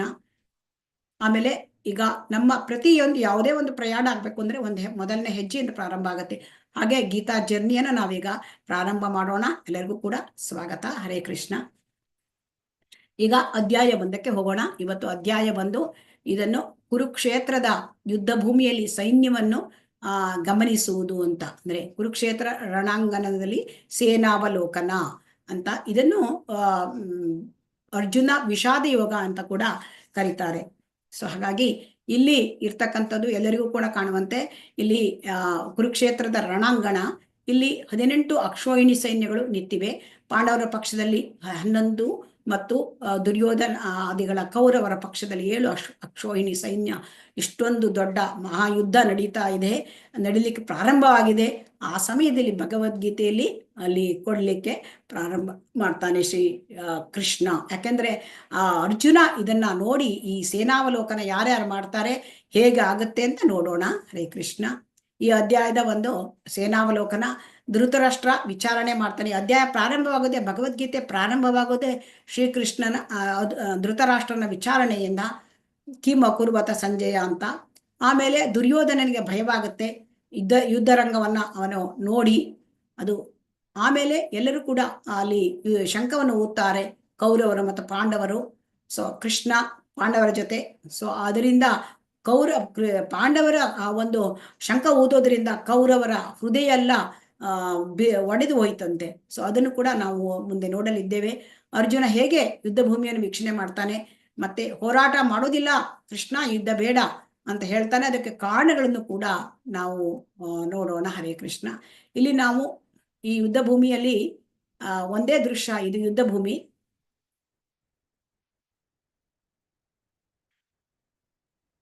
ಇಲ್ಲಿ ನಾವು ಸೇನಾವಲೋಕನೆಯಲ್ಲಿ ಒಂದೇ ದೃಶ್ಯವನ್ನ ನೋಡ್ತಾ ಇದ್ದಾರೆ. ಬೇರೆ ಬೇರೆ ರೀತಿಯ ಪ್ರತಿಕ್ರಿಯೆಗಳು ಬರ್ತಾ ಇದೆ. ಒಂದು ಇಲ್ಲಿ ನೋಡ್ತಾ ಇರ್ತಕ್ಕಂಥವರು ಧೃತರಾಷ್ಟ್ರ, ಆಮೇಲೆ ಇಲ್ಲಿ ನೋಡ್ತಾ ಇರ್ತಕ್ಕಂಥದ್ದು ದುರ್ಯೋಧನ ಮತ್ತು ಇಲ್ಲಿ ಅರ್ಜುನ. ಸೊ ಈ 3 ಜನ ಕೂಡ ಸೇನಾವಲೋಕನೆಯನ್ನ ಮಾಡ್ತಾ ಇದ್ದಾರೆ. ಪ್ರತಿಯೊಬ್ಬರು ಕೂಡ ಅದರಲ್ಲಿ ಬೇರೆ ಬೇರೆ ರೀತಿಯಾದ ಒಂದು ಅವರ ಪ್ರತಿಕ್ರಿಯೆಗಳು, ಅದನ್ನ ಯಾರು ಹೇಗೆ ಯಾವ ರೀತಿಯ ಪ್ರತಿಕ್ರಿಯೆಯನ್ನ ಮಾಡ್ತಾ ಇದ್ದಾರೆ ಅಂತ ನಾವು ನೋಡೋಣ. ಇಲ್ಲಿ ಧೃತರಾಷ್ಟ್ರನನ್ನ ನಾವು ನೋಡ್ತಾ ಇದ್ದೇವೆ. ಧೃತರಾಷ್ಟ್ರ ಇದನ್ನ ಸೇನಾವಲೋಕನ ಹೇಗೆ ಮಾಡ್ತಾರೆ. ಧೃತರಾಷ್ಟ್ರ ಹುಟ್ಟು ಕುರುಡ, ಅವನು ಆಧ್ಯಾತ್ಮಿಕವಾಗಿಯೂ ಕುರುಡ ಮತ್ತು ಅವನು ತಮೋಗುಣದಲ್ಲಿ ಇರ್ತಾನೆ. ಮತ್ತು ಹಾಗಾಗಿ ಅವನು ಯುದ್ಧದಲ್ಲಿ ಭಾಗವಹಿಸಿರೋದಿಲ್ಲ. ಆ ಒಂದು ಹಸ್ತಿನಾಪುರದಲ್ಲಿಯೇ ಕೂಡ ಅವರು ಅಲ್ಲೇ ಅರಮನೆಯಲ್ಲಿ ಕುಳಿತುಕೊಂಡಿರ್ತಾರೆ. ಜೊತೆಗೆ ಅವರ ಒಂದು ಸಂಜೆ ಅವರ ಸೆಕ್ರೆಟರಿ ಇರ್ತಾರೆ. ಮತ್ತು ಈ ಸಂಜಯನಿಗೆ ಒಂದು ಒಳ್ಳೆಯ ದಿವ್ಯ ದೃಷ್ಟಿಯನ್ನ ಕೊಟ್ಟಿರ್ತಾರೆ ಅವರ ಗುರು ವೇದವ್ಯಾಸರು. ಸೊ ಹಾಗಾಗಿ ಇಲ್ಲಿ ಸಂಜಯನಿಗೆ ಯುದ್ಧರಂಗದಲ್ಲಿ ಏನ್ ನಡೀತಾ ಇದೆ ಅದು ಇಲ್ಲಿ ನೋಡಿ ಅವರಿಗೆ ಕಾಣಿಸ್ತಾ ಇರುತ್ತೆ. ಸೊ ಆ ಕಾಣಿಸ್ತಾ ಇರೋದನ್ನ ಅವರು ಒಂದು ಇವರಿಗೆ ಅಂದ್ರೆ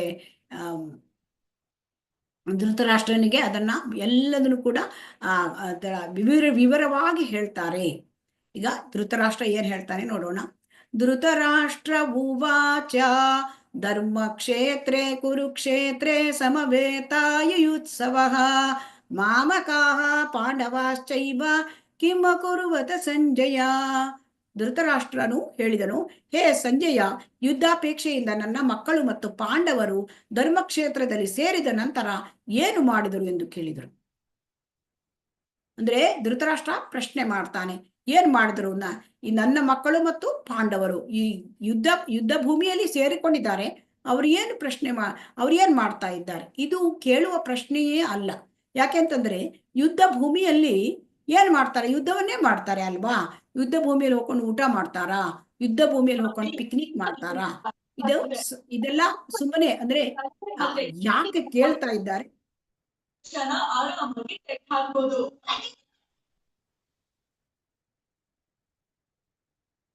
ಹರೇ ಕೃಷ್ಣ ಹರೇ ಕೃಷ್ಣ. ಚಂದ್ರಿಕಾ ಮಾತಾಜಿ ಮಾಡ್ತಾ ಇದ್ದೀನಿ. ಹರೇ ಕೃಷ್ಣ. ಎಲ್ಲರನ್ನು ಮ್ಯೂಟ್ ಮಾಡಿ ಹೇಳಿ. ಹರೇ ಕೃಷ್ಣ. ಮಾತಾಜಿ. ಹರೇ ಕೃಷ್ಣ. ಸೊ ಹಾಗಾಗಿ ಇದು ಇಂಥ ಪ್ರಶ್ನೆ ಕೇಳುವ ಪ್ರಶ್ನೆಯೇ ಅಲ್ಲ, ಆದ್ರೂ ಕೇಳ್ತಾರೆ. ಯಾಕೆ ಕೇಳ್ತಾನೆ ನೋಡೋಣ. ಅದು ಯುಧಿಷ್ಠಿರನ್ ಅದು ಧೃತರಾಷ್ಟ್ರನ ಒಂದು ಇದನ್ನ ತೋರಿಸ್ತದೆ. ಮನಸ್ಸಿನಲ್ಲಿ ಏನ್ ನಡೀತಾ ಇದೆ, ಮನಸ್ಥಿತಿ ತೋರಿಸ್ತಾ ಇದೆ. ಇಲ್ಲಿ ನೋಡಿ, ನೀವು ಹಾಲನ್ನು ನೋಡ್ತಾ ಇದ್ದೀರಿ, ಹಾಲು ಉಕ್ಕಿಸ್ತಾ ಇದ್ದಾರೆ. ಹಾಲು ಉಕ್ಸೋದು ಅಂತಂದ್ರೆ ಯಾವಾಗ್ಲೂ ನಾವು ಹಾಲು ಉಕ್ಸೋದು ಒಂದು ಶುಭ ಸಮಾರಂಭ, ಹೊಸಮನೆ ಗೃಹ ಪ್ರವೇಶ ಆಗಿರ್ಬೋದು, ಮತ್ತೆ ಶುಭ ಸಮಾರಂಭದಲ್ಲಿ ಮಾತ್ರ. ಸೊ ಇಲ್ಲಿ ಧರ್ಮಕ್ಷೇತ್ರ ಹೇಳ್ತಕ್ಕಂಥದ್ದು ಅದು ಆ ಹಾಲನ್ನ ಹಾಲನ್ನ ಪ್ರತಿನಿಧಿಸುತ್ತದೆ. ಆ ಧರ್ಮಕ್ಷೇತ್ರ ಹೇಳ್ತಕ್ಕಂಥದ್ದು ಕುರುಕ್ಷೇತ್ರ. ಆ ಕುರುಕ್ಷೇತ್ರದಲ್ಲಿ ತುಂಬಾ ಹಿಂದಿನ ಕಾಲದಿಂದ, ವೇದ ಕಾಲದಿಂದಲೂ ಕೂಡ ಎಲ್ಲ ರೀತಿಯ ಅಂದ್ರೆ ಒಂದು ಪುಣ್ಯಕ್ಷೇತ್ರದಲ್ಲಿ ಇರ್ತಕ್ಕಂಥ ಯಾಗ ಯಜ್ಞ, ಎಲ್ಲ ಹೋಮ, ಈ ಎಲ್ಲದನ್ನು ಕೂಡ ಇವನ್ ಸ್ವರ್ಗದಿಂದಲೂ ಕೂಡ ಬಂದು ದೇವತೆಗಳು ಮಾಡ್ಕೊಂಡು ಹೋಗ್ತಾ ಇದ್ದಿದ್ರು. ಇಲ್ಲಿ ಭೂಮಿ ಮೇಲೆ ಇರ್ತಕ್ಕಂಥ ಜನ, ಎಲ್ಲ ರಾಜರುಗಳು ಮತ್ತೆ ಎಲ್ಲರೂ ಕೂಡ ಅಲ್ಲಿ ಹೋಗಿ ಮಾಡ್ತಾ ಇದ್ದಿದ್ರು ಪುಣ್ಯ ಕಾರ್ಯಗಳನ್ನ. ಮತ್ತೆ ಆ ಪುಣ್ಯ ಕಾರ್ಯ ಅಲ್ಲಿಯೇ ಈ ಹಾಲಿಗೆ ಹುಳಿ ಹಿಂಡುವ ಕೆಲಸವನ್ನ ಧೃತರಾಷ್ಟ್ರ ಮಾಡ್ತಾನೆ. ಏನದು ಹುಳಿ ಹಿಂಡುದು ಅಂದ್ರೆ, ಕೌರವರು ಮಾಮಕಾಹ ಪಾಂಡವಾಹ, ಮಾಮಕಾಹ ನನಗೆ ನನ್ನರು ಮತ್ತು ಪಾಂಡವರು ಅಂದ್ರೆ ಕೌರವರು, ತನ್ನ ಮಕ್ಕಳನ್ನ ಕೌರವರು ಹೇಳ್ತಾರೆ, ಕುರುವಂಶದವರು ಅಂತಂದ್ರೆ ಕೌರವರಷ್ಟೇ ಹೇಗೆ ಆಗ್ಲಿಕ್ಕೆ ಸಾಧ್ಯ, ಪಾಂಡವರು ಕೂಡ ಕುರುವಂಶದವರು. ಆದರೆ ಪಾಂಡವರಿಗೆ ಮಕ್ಕಳಿಲ್ಲ, ತಂದೆ ಇಲ್ಲ. ಸೊ ಹಾಗಾಗಿ ಅವರನ್ನ ತುಂಬಾ ಇದನ್ನ ಮಾಡಿರ್ತಾರೆ, ಸೈಡ್ ಮಾಡ್ಕೊಂಡು ತನ್ನ ಮಕ್ಕಳಿಗೆ ಎಲ್ಲ ರಾಜ್ಯ ಸಿಕ್ಬೇಕು, ಈ ರೀತಿ ಉದ್ದೇಶದಿಂದ ಅವನು ಅವರಿಗೆ ಒಂದು ಸೂಜಿ ಮನೆಯಷ್ಟು ಒಂದು ಭೂಮಿ ಕೊಡಲ್ಲ ಅಂತ ಹೇಳಿ ದುರ್ಯೋಧನ ಹೇಳಿದ್ದರಿಂದ, ಆಮೇಲೆ ಕೃಷ್ಣ ಕೂಡ ಹೋಗಿ ಅಲ್ಲಿ ನಾನು ಸಂಧಾನ ಮಾಡ್ಲಿಕ್ಕೆ ಕೂಡ ಹೋದ್ರು ಕೂಡ ಒಪ್ಪಲಿಲ್ಲ. 5 ಗ್ರಾಮ ಕೊಡು ಹೇಳಿದ್ರು ಒಪ್ಪಲಿಲ್ಲ. ಆವಾಗ ಯುದ್ಧ ಅದು ಅನಿವಾರ್ಯ ಆಗೋಯ್ತು ಯುದ್ಧ. ಸೊ ಹಾಗಾಗಿ ಅದಕ್ಕೆ ಕಾರಣ ಯಾರು? ಧೃತರಾಷ್ಟ್ರನೇ ಮತ್ತು ದುರ್ಯೋಧನಾದಿಗಳು ಮಕ್ಕಳ ಮೇಲೆ ವ್ಯಾಮೋಹ ಇಟ್ಕೊಂಡಿದ್ದ. ಸೊ ಅದರಿಂದ ಕಿಮ ಕುರುವತ ಅಂದ್ರೆ ತನ್ನ ಮಕ್ಕಳಿಗೆ, ಇಲ್ಲಿ ನೋಡಿ ಹಾಲು ಒಡೆದ ಮೇಲೆ ಆ ಒಂದು ಸ್ವೀಟ್ ಮಾಡೋದು, ರಸಗುಲ್ಲ, ಅದು ತನ್ನ ಮಕ್ಕಳಿಗೆ ಸಿಗ್ಬೇಕು. ಅಂದ್ರೆ ಅಲ್ಲಿ ಯುದ್ಧ ನಡೆದ್ರೆ ತನ್ನ ಮಕ್ಕಳಿಗೆ ರಾಜ್ಯ ಸಿಗ್ಬೇಕು. ಸೊ ಹಾಗಾಗಿ ಇದು ಅವನ ವಿಚಾರ, ಅವನು ಮಾಡಿರ್ತಕ್ಕಂತಹ ಇದೆಲ್ಲ ಕೆಲಸ. ಸೊ ಈ ರೀತಿ ಮಾಡಿರೋದ್ರಿಂದ ಅವನು ಧೃತರಾಷ್ಟ್ರ ಯುದ್ಧ ಭೂಮಿಯನ್ನು ಹೇಗೆ ನೋಡ್ತಾನೆ, ಯಾವ ರೀತಿ ನೋಡ್ತಾನೆ ಅಂತ ನೀವು ಉತ್ತರವನ್ನು ಕೂಡ ಚಾಟ್ ಬಾಕ್ಸ್ ಅಲ್ಲಿ ಹಾಕ್ಬೋದು. ಈಗ ಅದನ್ನೆಲ್ಲ ನಿಮ್ಗೆ ಪ್ರಶ್ನೆ ಕೇಳುವಷ್ಟು ಸಮಯದ ಅಭಾವ. ಸೊ ಅದರಿಂದ ನಾವು ಮುಂದುವರಿಸೋಣ. ಸೊ ಧೃತರಾಷ್ಟ್ರನ ಮನಸ್ಥಿತಿ ಅಂದ್ರೆ ಅನುಮಾನಾಸ್ಪದ. ಸೊ ಕುರುಕ್ಷೇತ್ರ ಅದು ಧರ್ಮಸ್ಥಳ. ತನಗೆ ಗೊತ್ತಿತ್ತು ತಾನು ಅಧರ್ಮದವನು, ತಾನು ಧಾರ್ಮಿಕವಾಗಿ ನಡ್ಕೊಳ್ಳಿಲ್ಲ, ತನ್ನ ಮಕ್ಕಳು ಕೂಡ ಧರ್ಮದ ಆ ದಾರಿಯಲ್ಲಿ ಇಲ್ಲ, ಅದು ಗೊತ್ತಿತ್ತು. ಹಾಗಾಗಿ ಆ ಸ್ಥಳದ ಪ್ರಭಾವ ಏನಾದ್ರೂ ಬಿದ್ದು ನನ್ನ ಮಕ್ಕಳೇನಾದ್ರೂ ಸೋತ್ರೆ ಇದು ಭಯ ಇತ್ತು. ಇದು ಒಂದು ಅನುಮಾನ ಇತ್ತು ಅವನಿಗೆ, ಧರ್ಮಕ್ಷೇತ್ರದ ಒಂದು ಪ್ರಭಾವ ಬೀರುತ್ತೇನೋ ಅಂತ. ಮತ್ತೆ ಅವನು ಭಯಭೀತನಾಗಿದ್ದ. ಯಾಕೆ ಭಯಭೀತ ಆಗಿದ್ದ? ಯಾಕೆಂದ್ರೆ ಅನ್ಯಾಯ ಮಾಡ್ತಾ ಇದ್ದಾನೆ. ಯಾರು ಅನ್ಯಾಯ ಮಾಡ್ತಾರೆ ಅವರಿಗೆ ಭಯ ಇರುವುದು ಸಹಜವೇ. ಆಮೇಲೆ ಅವರಿಗೆ ಮಕ್ಕಳ ಮೇಲೆ ಅತಿಯಾದ ವ್ಯಾಮೋಹ, ಬಾಂಧವ್ಯ. ಸೊ ಹಾಗಾಗಿ ತನ್ನ ಮಕ್ಕಳಿಗೆ ಜಯ ಸಿಕ್ಕುತ್ತೋ ಇಲ್ವೋ ಅಂತೇಳಿ ಭಯಭೀತನಾಗಿದ್ದ. ಮತ್ತೆ ಪಕ್ಷಪಾತ ಮಾಡ್ತಾ ಇದ್ದ. ಪಕ್ಷಪಾತ, ನಾನು ನನ್ನದು ಅಂದ್ರೆ ತನ್ನ ಮಕ್ಕಳು ತಾನು, ಅಹಂ ಮಮೇತಿ ಇದ್ದಿತ್ತು. ಸೊ ಹಾಗಾಗಿ ಅವನು ಪೂರ್ಣ ಐಹಿಕದಲ್ಲಿ ಇದ್ದಿದ್ದ. ಸೊ ಐಹಿಕವಾದಿ, ಸಂಪೂರ್ಣವಾಗಿ ತಮೋಗುಣದಲ್ಲಿ ಇದ್ದಿದ್ದ. ಇದು ಧೃತರಾಷ್ಟ್ರನ ಮನಸ್ಥಿತಿ. ಅವನು ಕೇಳ್ತಾ ಇದ್ದಾನೆ ಭಗವದ್ಗೀತೆಯನ್ನ, ಅಲ್ಲಿ ಏನ್ ನಡೀತಾ ಇದೆ ರಣರಂಗದಲ್ಲಿ ಅವನಿಗೆ ಸಂಜಯ್ ಹೇಳ್ತಾ ಇದ್ದಾನೆ. ಆದರೆ ಅವನು ತಮೋಗುಣದಲ್ಲಿ ಇದ್ದಾನೆ. ಅವನು ತುಂಬಾ ನಾನು ನನ್ನದು ಇದರೊಳಗೆ ಇದ್ದಾನೆ. ಹಾಗಾಗಿ ಅವನಿಗೆ ಏನು ಕೂಡ ಪರಿಣಾಮ ಭಗವದ್ಗೀತೆ ಬೀಳಲೇ ಇಲ್ಲ. ಅವನು ಅನುಮಾನಾಸ್ಪದಲ್ಲಿದ್ದ, ಭಯಭೀತನಾಗಿದ್ದ ಮತ್ತು ಪಕ್ಷಪಾತ ಮಾಡ್ತಾ ಇದ್ದ. ಸೊ ಹಾಗಾಗಿ ಇಲ್ಲಿ 2 ವಿಚಾರಗಳು, ಬಾಂಧವ್ಯ ಮತ್ತು ವಾತ್ಸಲ್ಯ. ಬಾಂಧವ್ಯ ಅಂದ್ರೆ ಅಟ್ಯಾಚ್ಮೆಂಟು, ವಾತ್ಸಲ್ಯ ಅಂದ್ರೆ ಅಫೆಕ್ಷನ್. ಸೊ ಮಕ್ಕಳ ಮೇಲೆ ಅವನಿಗೆ ಅತಿಯಾದ ಅಟ್ಯಾಚ್ಮೆಂಟ್ ಇತ್ತು, ಬಾಂಧವ್ಯ. ಸೊ ಆಮೇಲೆ ಅಲ್ಲಿ ವಾತ್ಸಲ್ಯಕ್ಕಿಂತ ಹೆಚ್ಚಾಗಿ ಅವರಿಗೆ ಅಟ್ಯಾಚ್ಮೆಂಟ್ಸ್, ಮೋಹ ಇದ್ರೆ ಏನಾಗತ್ತೆ? ಮೋಹ ಇರಬಾರ್ದು. ಮೋಹ ಇರೋದು, ಅಟ್ಯಾಚ್ಮೆಂಟ್ ಇರೋದು ಕೃಷ್ಣನಿಗೆ ಮಾತ್ರ ಇರಬೇಕು. ಅಟ್ಯಾಚ್ಮೆಂಟ್ ಇಲ್ಲಿ ಮಕ್ಕಳಿಗೆ ಇದ್ರೆ ಅವರಿಗೆ ಅದು ಏನಾಗುತ್ತೆ? ನಾನು ನನ್ನದು ವ್ಯಾಮೋಹ. ಸೊ ಈ ವ್ಯಾಮೋಹ ಇರೋದ್ರಿಂದ ಅವರಿಗೆ ಅರ್ಥ ಆಗೋದಿಲ್ಲ, ಅಜ್ಞಾನ. ಸೊ ಆಮೇಲೆ ಅದರಿಂದ ವಾತ್ಸಲ್ಯ, ಪ್ರೀತಿ ಇರಬೇಕು ಮಕ್ಕಳ ಮೇಲೆ. ನಾವು ಡಿಟ್ಯಾಚ್ ಆಗ್ಲಿಕ್ಕಾಗಲ್ಲ, ಪ್ರೀತಿ ಇರಬೇಕು. ಆದ್ರೆ ಪ್ರೀತಿ ತೋರಿಸ್ಬೇಕು ಮಕ್ಕಳ ಮೇಲೆ, ಜವಾಬ್ದಾರಿ ಇರಬೇಕು, ಆದರೆ ವ್ಯಾಮೋಹ ಇರಬಾರ್ದು. ಅದು ಧೃತರಾಷ್ಟ್ರನಲ್ಲಿ ಇತ್ತು. ಈಗ ನಮ್ಮ ಮನಸ್ಸಲ್ಲಿ ದುರ್ಯೋಧನನಿಗೆ ಮತ್ತು ಧೃತರಾಷ್ಟ್ರನಿಗೆ ಹೋಲಿಸ್ಕೋಬೇಕು. ಯಾಕಂದ್ರೆ ಈಗ ಆಗಿನ ಕಾಲದಲ್ಲಿ ಒಂದು ಮನೆಯಲ್ಲಿ ಆಗಿನ ಕಾಲದಲ್ಲಿ ಒಂದು ಇದರಲ್ಲಿ ಒಂದು ಧೃತರಾಷ್ಟ್ರ ಒಂದು ದುರ್ಯೋಧನ ಇದ್ದಿದ್ದ. ಈಗ ನಮ್ಮ ಕಲಿಯುಗದಲ್ಲಿ ಒಂದು ಮನೆಯಲ್ಲಿ ಧೃತರಾಷ್ಟ್ರ ದುರ್ಯೋಧನ ಇದ್ದಾರೆ. ಯಾಕಂದ್ರೆ ಎಲ್ಲ ನಾನು ನನ್ನದು ವ್ಯಾಮೋಹ, ಅಟ್ಯಾಚ್ಮೆಂಟು ಇದೆಲ್ಲವೂ ಇದೆ. ಸೊ ಆದ್ದರಿಂದ ಈ ದುರ್ಯೋಧನನ ಎಲ್ಲ ಒಂದು ಅದು ಅನ್ಯಾಯ ಮಾಡೋದು, ಬಾಂಧವ್ಯ ವ್ಯಾಮೋಹದಲ್ಲಿ ಇಟ್ಕೊಳ್ಳೋದು, ನಾನು ನನ್ನದು ಈಗ ಎಲ್ಲರ ಕೂಡ ಇದೆ ಈ ಕಲಿಯುಗದಲ್ಲಿ. ಅದನ್ನು ನಾವು ಕೂಡ ಇದನ್ನ ತಿಳ್ಕೊಳ್ಬಹುದು. ಆಮೇಲೆ ಈಗ ಮತ್ತೊಂದು ಪ್ರಶ್ನೆ, ಅವನು ಸರಿಯಾಗಿ ಯುಧಿಷ್ಠಿರನಿಗೆ ಸಿಂಹಾಸನ ಕೊಟ್ಟಿದ್ರೆ ಏನಾಗ್ತಿತ್ತು? ಯುಧಿಷ್ಠಿರ ಧರ್ಮಿಷ್ಠನಿಗೆ ಸಿಂಹಾಸನ ಕೊಟ್ಟಿದ್ರೆ ಈ ಕುರುಕ್ಷೇತ್ರ ಯುದ್ಧವೇ ಆಗ್ತಾ ಇರಲಿಲ್ಲ. ಸೊ ಕುರುಕ್ಷೇತ್ರದ ಯುದ್ಧದಲ್ಲಿ ಅಷ್ಟೊಂದು ಜನರ ಸಾವು ನೋವು ಇದು ಆಗ್ತಾ ಇರಲಿಲ್ಲ. ಇದು ಒಂದು ಕಡೆಯಿಂದ ಪರಿಣಾಮ ಆದ್ರೆ, ಎರಡನೇ ಕಡೆ ಪರಿಣಾಮ ಆದ್ರೆ ನಮಗೆ ಶ್ರೀಮದ್ ಭಗವದ್ಗೀತೆ ಸಿಗ್ಬೇಕು. ಅದು ಭಗವಂತನ ಇಚ್ಛೆ. ಸೊ ಅದು ಕುರುಕ್ಷೇತ್ರ ಯುದ್ಧ ಭಗವಂತನ ಪರಮ ಇಚ್ಛೆ. ಯಾಕೆಂತಂದ್ರೆ ಆ ಕುರುಕ್ಷೇತ್ರದಲ್ಲಿ ಅವರು ಎಲ್ಲ ಭೂಭಾರ ಹರಣ ಲೀಲೆಯನ್ನು ಮಾಡ್ಲಿಕ್ಕೆ ಇಚ್ಛೆ ಪಟ್ಟಿದ್ರು. ಸೊ ಹಾಗಾಗಿ ಆ ಭೂಭಾರ ಹರಣ ಲೀಲೆ ಆಗ್ಬೇಕು, ಅಲ್ಲಿ ಭಗವದ್ಗೀತೆಯನ್ನ ಒಂದು ಮುಂದೆ ಬರ್ತಕ್ಕಂಥ ಕಲಿಯುಗದ ಜನರಿಗೆ ಬೇಕು. ಇದನ್ನೆಲ್ಲ ಕೂಡ ಭಗವಂತ ಅದನ್ನ ಪರಮೇಚ್ಛೆ, ಅವನ ಇಚ್ಛೆಯಿಂದ ಇದು ನಡೆಯಿತು. ಸೊ ಹಾಗಾಗಿ ಯುಧಿಷ್ಠಿರನಿಗೆ ಸಿಂಹಾಸನ ಕೊಟ್ಟಿದ್ರೆ ಯುದ್ಧ ನಡೀತಿರ್ಲಿಲ್ಲ. ಆದರೆ ಭಗವದ್ಗೀತೆ ಸಿಗುವ ಬಗ್ಗೆ, ಭೂಭಾರ ಹರಣ ಲೀಲೆ ಮಾಡುವ ಬಗ್ಗೆ ಈ ಯುದ್ಧ ಕೂಡ ಅನಿವಾರ್ಯವಾಗಿತ್ತು. ಆಮೇಲೆ ಈ ಚಿತ್ರದಲ್ಲಿ ನೋಡಿ, ಇಲ್ಲಿ ಹೇಗೆ ದುರ್ಯೋಧನ ನೋಡ್ತಾ ಇದ್ದಾನೆ ಅಂತ. ಆ ದುರ್ಯೋಧನ ಹೇಗೆ ಈ ಯುದ್ಧಾವಲೋಕನ ಮಾಡಿದ, ಅವನ ಒಂದು ಬಿಹೇವಿಯರ್ ಏನು ಅಂತ ನೋಡ್ಕೊಳ್ಳೋಣ. ಪಶ್ಯೈತಾಂ ಪಾಂಡುಪುತ್ರಾಣಂ ಆಚಾರ್ಯಂ ಮಹತೀಂ ಚ ಮೂಂ ವ್ಯೂಢಾಂ ದ್ರುಪದ ಪುತ್ರೇಣ ತವ ಶಿಷ್ಯೇಣ ಧೀಮತ.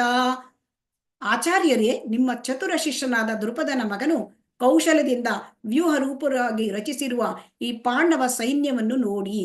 ಹರೇ ಕೃಷ್ಣ. ಸೊ ಹಾಗಾಗಿ ಇಲ್ಲಿ ಏನ್ ಹೇಳ್ತಾ ಇದ್ದಾರೆ, ಪಾಂಡವ ಸೈನ್ಯವನ್ನ ನೀವು ನೋಡಿ.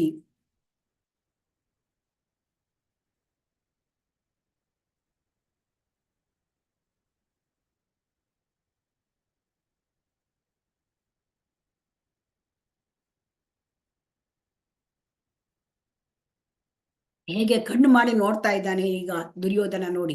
ಇದು ಬಿಹೇವಿಯರ ಗುರುವಿನ ಜೊತೆ ಸೇನಾಧಿಪತಿ ಹತ್ರ ಈ ತರ ವ್ಯವಹಾರ ಮಾಡ್ತಾ ಇದ್ದಾನೆ, ತನ್ನ ಗುರುವಿನ ಜೊತೆ ಈ ತರ ವ್ಯವಹಾರ ಮಾಡ್ತಾ ಇದ್ದಾನೆ.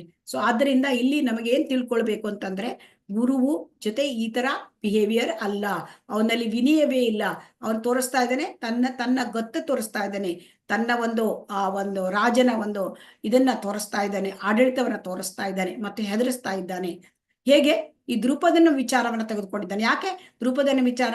ದ್ರುಪದನಿಗೆ ಮತ್ತೆ ಒಂದು ಒಂದು ದ್ರೋಣಾಚಾರ್ಯರು ಕೂಡ ಹಿಂದಿನಲ್ಲಿ ಏನಾಗಿತ್ತು, ಚಿಕ್ಕಂದ್ರಿದ್ದಾಗ ಅವರು ಸ್ನೇಹಿತರಾಗಿದ್ರು ಗುರುಕುಲದಲ್ಲಿ. ದ್ರುಪದ ರಾಜನ ಮಗನಾಗಿದ್ದ, ಆದರೆ ದ್ರೋಣಾಚಾರ್ಯರು ಬಡ ಬ್ರಾಹ್ಮಣರಾಗಿದ್ರು. ಸೊ ಆಗ ದ್ರುಪದ ಏನ್ ಹೇಳಿದ್ದ, ನಾನು ನಿನಗೆ ಅರ್ಧ ರಾಜ್ಯ ಕೊಡ್ತೇನೆ ಅಂತ ಹೇಳಿದ್ದ.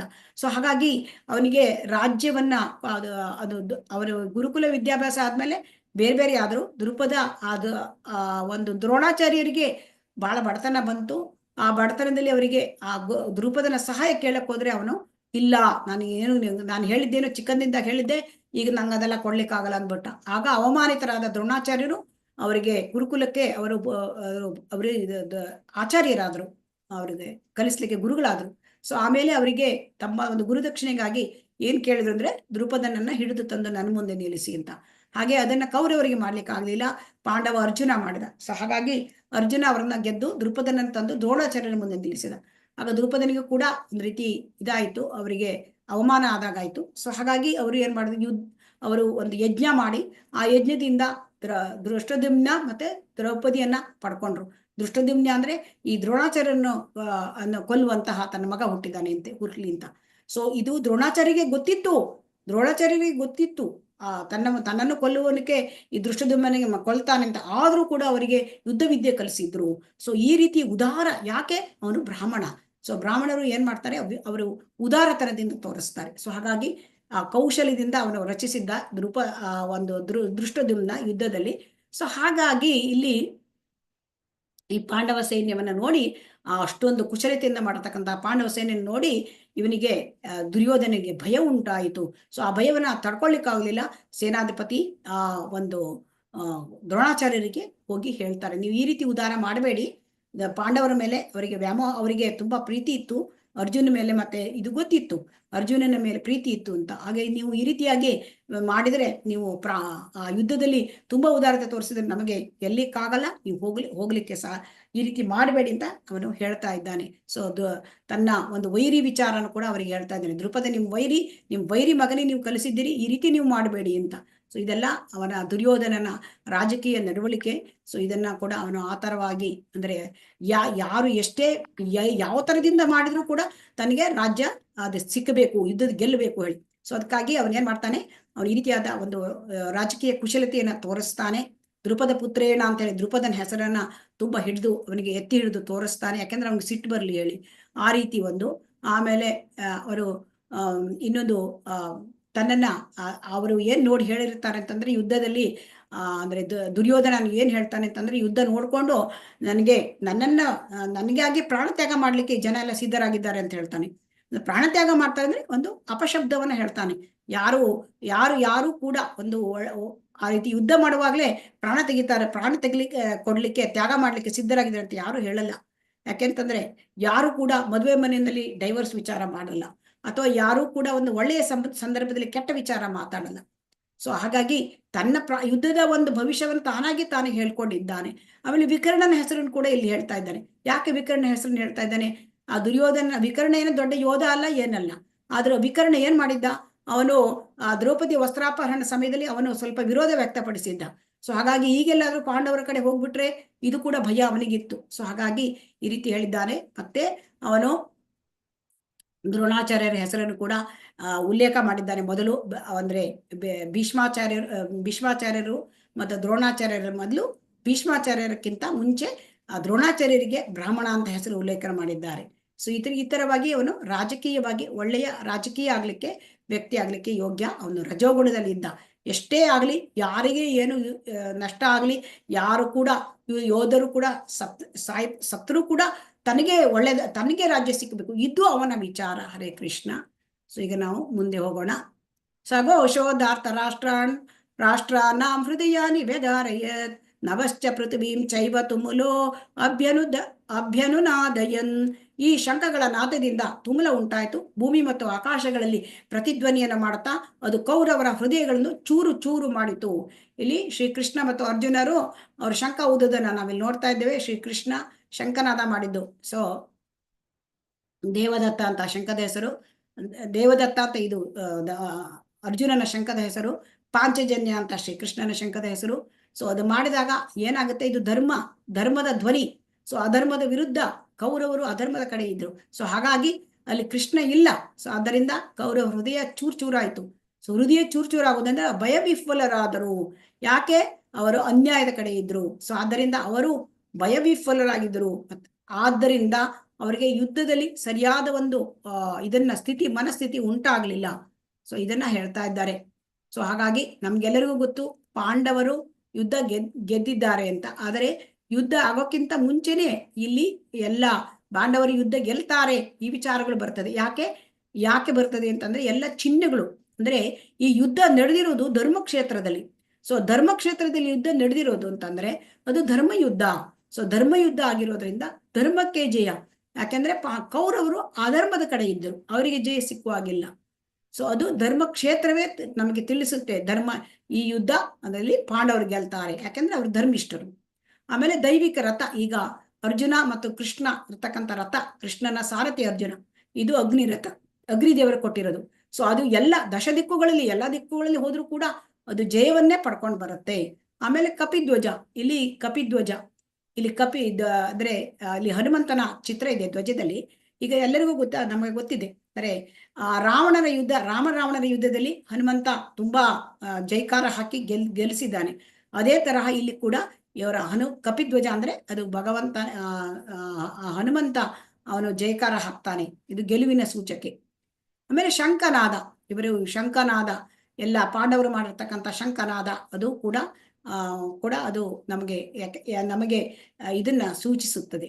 ಯಾಕೆಂತಂದ್ರೆ ಜೈವನ ಸೂಚಿಸುತ್ತದೆ ಶಂಖನಾದ. ಮತ್ತೆ ಇವರ ಹತ್ರ ಇರೋದು ಗಾಂಡೀವ ಧನಸ್ಸು. ಸೊ ಗಾಂಡೀವ ಧನಸ್ಸು ಯಾಕೆಂತಂದ್ರೆ ಗಾಂಡೀವ ಧನಸ್ಸು ಕೊಟ್ಟಿರೋದು ಅಲ್ಲಿ ಅರ್ಜುನನ ಕೈಲಿರೋದು ಅದು ಇಂದ್ರನಿಂದ ಬಂದಿರತಕ್ಕಂಥದ್ದು ಗಾಂಡೀವ ಧನಸ್ಸು. ಶಿವನಿಂದ ಬಂದಿರತಕ್ಕಂಥದ್ದು ಪಾಶುಪತಾಸ್ತ್ರ. ಸೊ ಹಾಗಾಗಿ ಅದರಲ್ಲೂ ಕೂಡ ತುಂಬಾ ಶಕ್ತಿ. ಆಮೇಲೆ ತ್ಯಕ್ತ ಜೀವಿತಾಹ, ದುರ್ಯೋಧನ ಆಲ್ರೆಡಿ ಆ ಒಂದು ಯುದ್ಧವನ್ನು ಅವಲೋಕನ ಮಾಡಿ ಎಷ್ಟೋ ಸೈನಿಕರು ನನಗೆ ಯುದ್ಧ ಮಾಡಲಿಕ್ಕೆ ರೆಡಿ ಇದ್ದಾರೆ ಅಂತ ಹೇಳ್ಕೊಂಡು ನಮಗೆ ಅದರಲ್ಲಿ ಯುದ್ಧದಲ್ಲಿ ಕೂಡ ಸಾವನ್ನಪ್ಪಲಿಕ್ಕೆ ರೆಡಿ ಇದ್ದಾರೆ ಹೇಳಿದ್ದಾರೆ. ಸೊ ತ್ಯಕ್ತ ಜೀವಿತಾಹ. ಮತ್ತೆ ಮೋಕ್ಷದ ಏಕಾದಶಿ ದಿನ ಇದಾಗಿದೆ. ಸೊ ಹಾಗಾಗಿ ಇದೆಲ್ಲವೂ ಕೂಡ ಇಂಪಾರ್ಟೆಂಟು. ಇದಕ್ಕಿಂತ ಮುಖ್ಯವಾದದ್ದು ಅಂತಂದ್ರೆ ಭಾಗ್ಯಲಕ್ಷ್ಮಿ ಮತ್ತು ಋಷಿಕೇಶ. ಸೊ ಋಷಿಕೇಶ, ಭಾಗ್ಯಲಕ್ಷ್ಮಿ ಯಾವಾಗಲೂ ಕೃಷ್ಣನ ಜೊತೆ ಭಾಗ್ಯ ದೇವತೆ ಇರ್ತಾಳೆ. ಸೊ ಹಾಗಾಗಿ ಭಾಗ್ಯದೇವತೆ ಕೃಷ್ಣ ಎಲ್ಲಿದ್ದಾನೋ ಅಲ್ಲಿ ಭಾಗ್ಯ ದೇವತೆ ಇರ್ತಾಳೆ. ಹಾಗಾಗಿ ಇಲ್ಲಿ ಪಾಂಡವರಿಗೆ ಜಯ ಅಂತ ಗೊತ್ತಾಗುತ್ತೆ. ಋಷಿಕೇಶ ಎಲ್ಲದಕ್ಕಿಂತ ಮುಖ್ಯವಾಗಿರೋದು, ಪಾಂಡವರ ಪಕ್ಷದಲ್ಲಿ ಕೃಷ್ಣ ಇದ್ದಾನೆ. ಸೊ ಆದ್ದರಿಂದ ಎಲ್ಲಿ ಕೃಷ್ಣ ಇದ್ದಾನೆ ಅಲ್ಲಿ ವಿಜಯ ಕೂಡ ತುಂಬಾ ಇದು. ಅದರಿಂದ ಇಲ್ಲಿ ನಮಗೆ ವಿಜಯವನ್ನ ನೋಡ್ಬೋದು. ಅರ್ಜುನನ ವಿಷಾದ, ಇಲ್ಲಿ ಕೂಡ ಮತ್ತೊಂದು, ಅರ್ಜುನ ನೋಡ್ತಾನೆ ರಣರಂಗವನ್ನ ವೀಕ್ಷಣೆ. ಅರ್ಜುನನಿಗೆ ಏನ್ ಅನಿಸುತ್ತೆ ಅಂತ ಇಲ್ಲಿ ನೋಡೋಣ.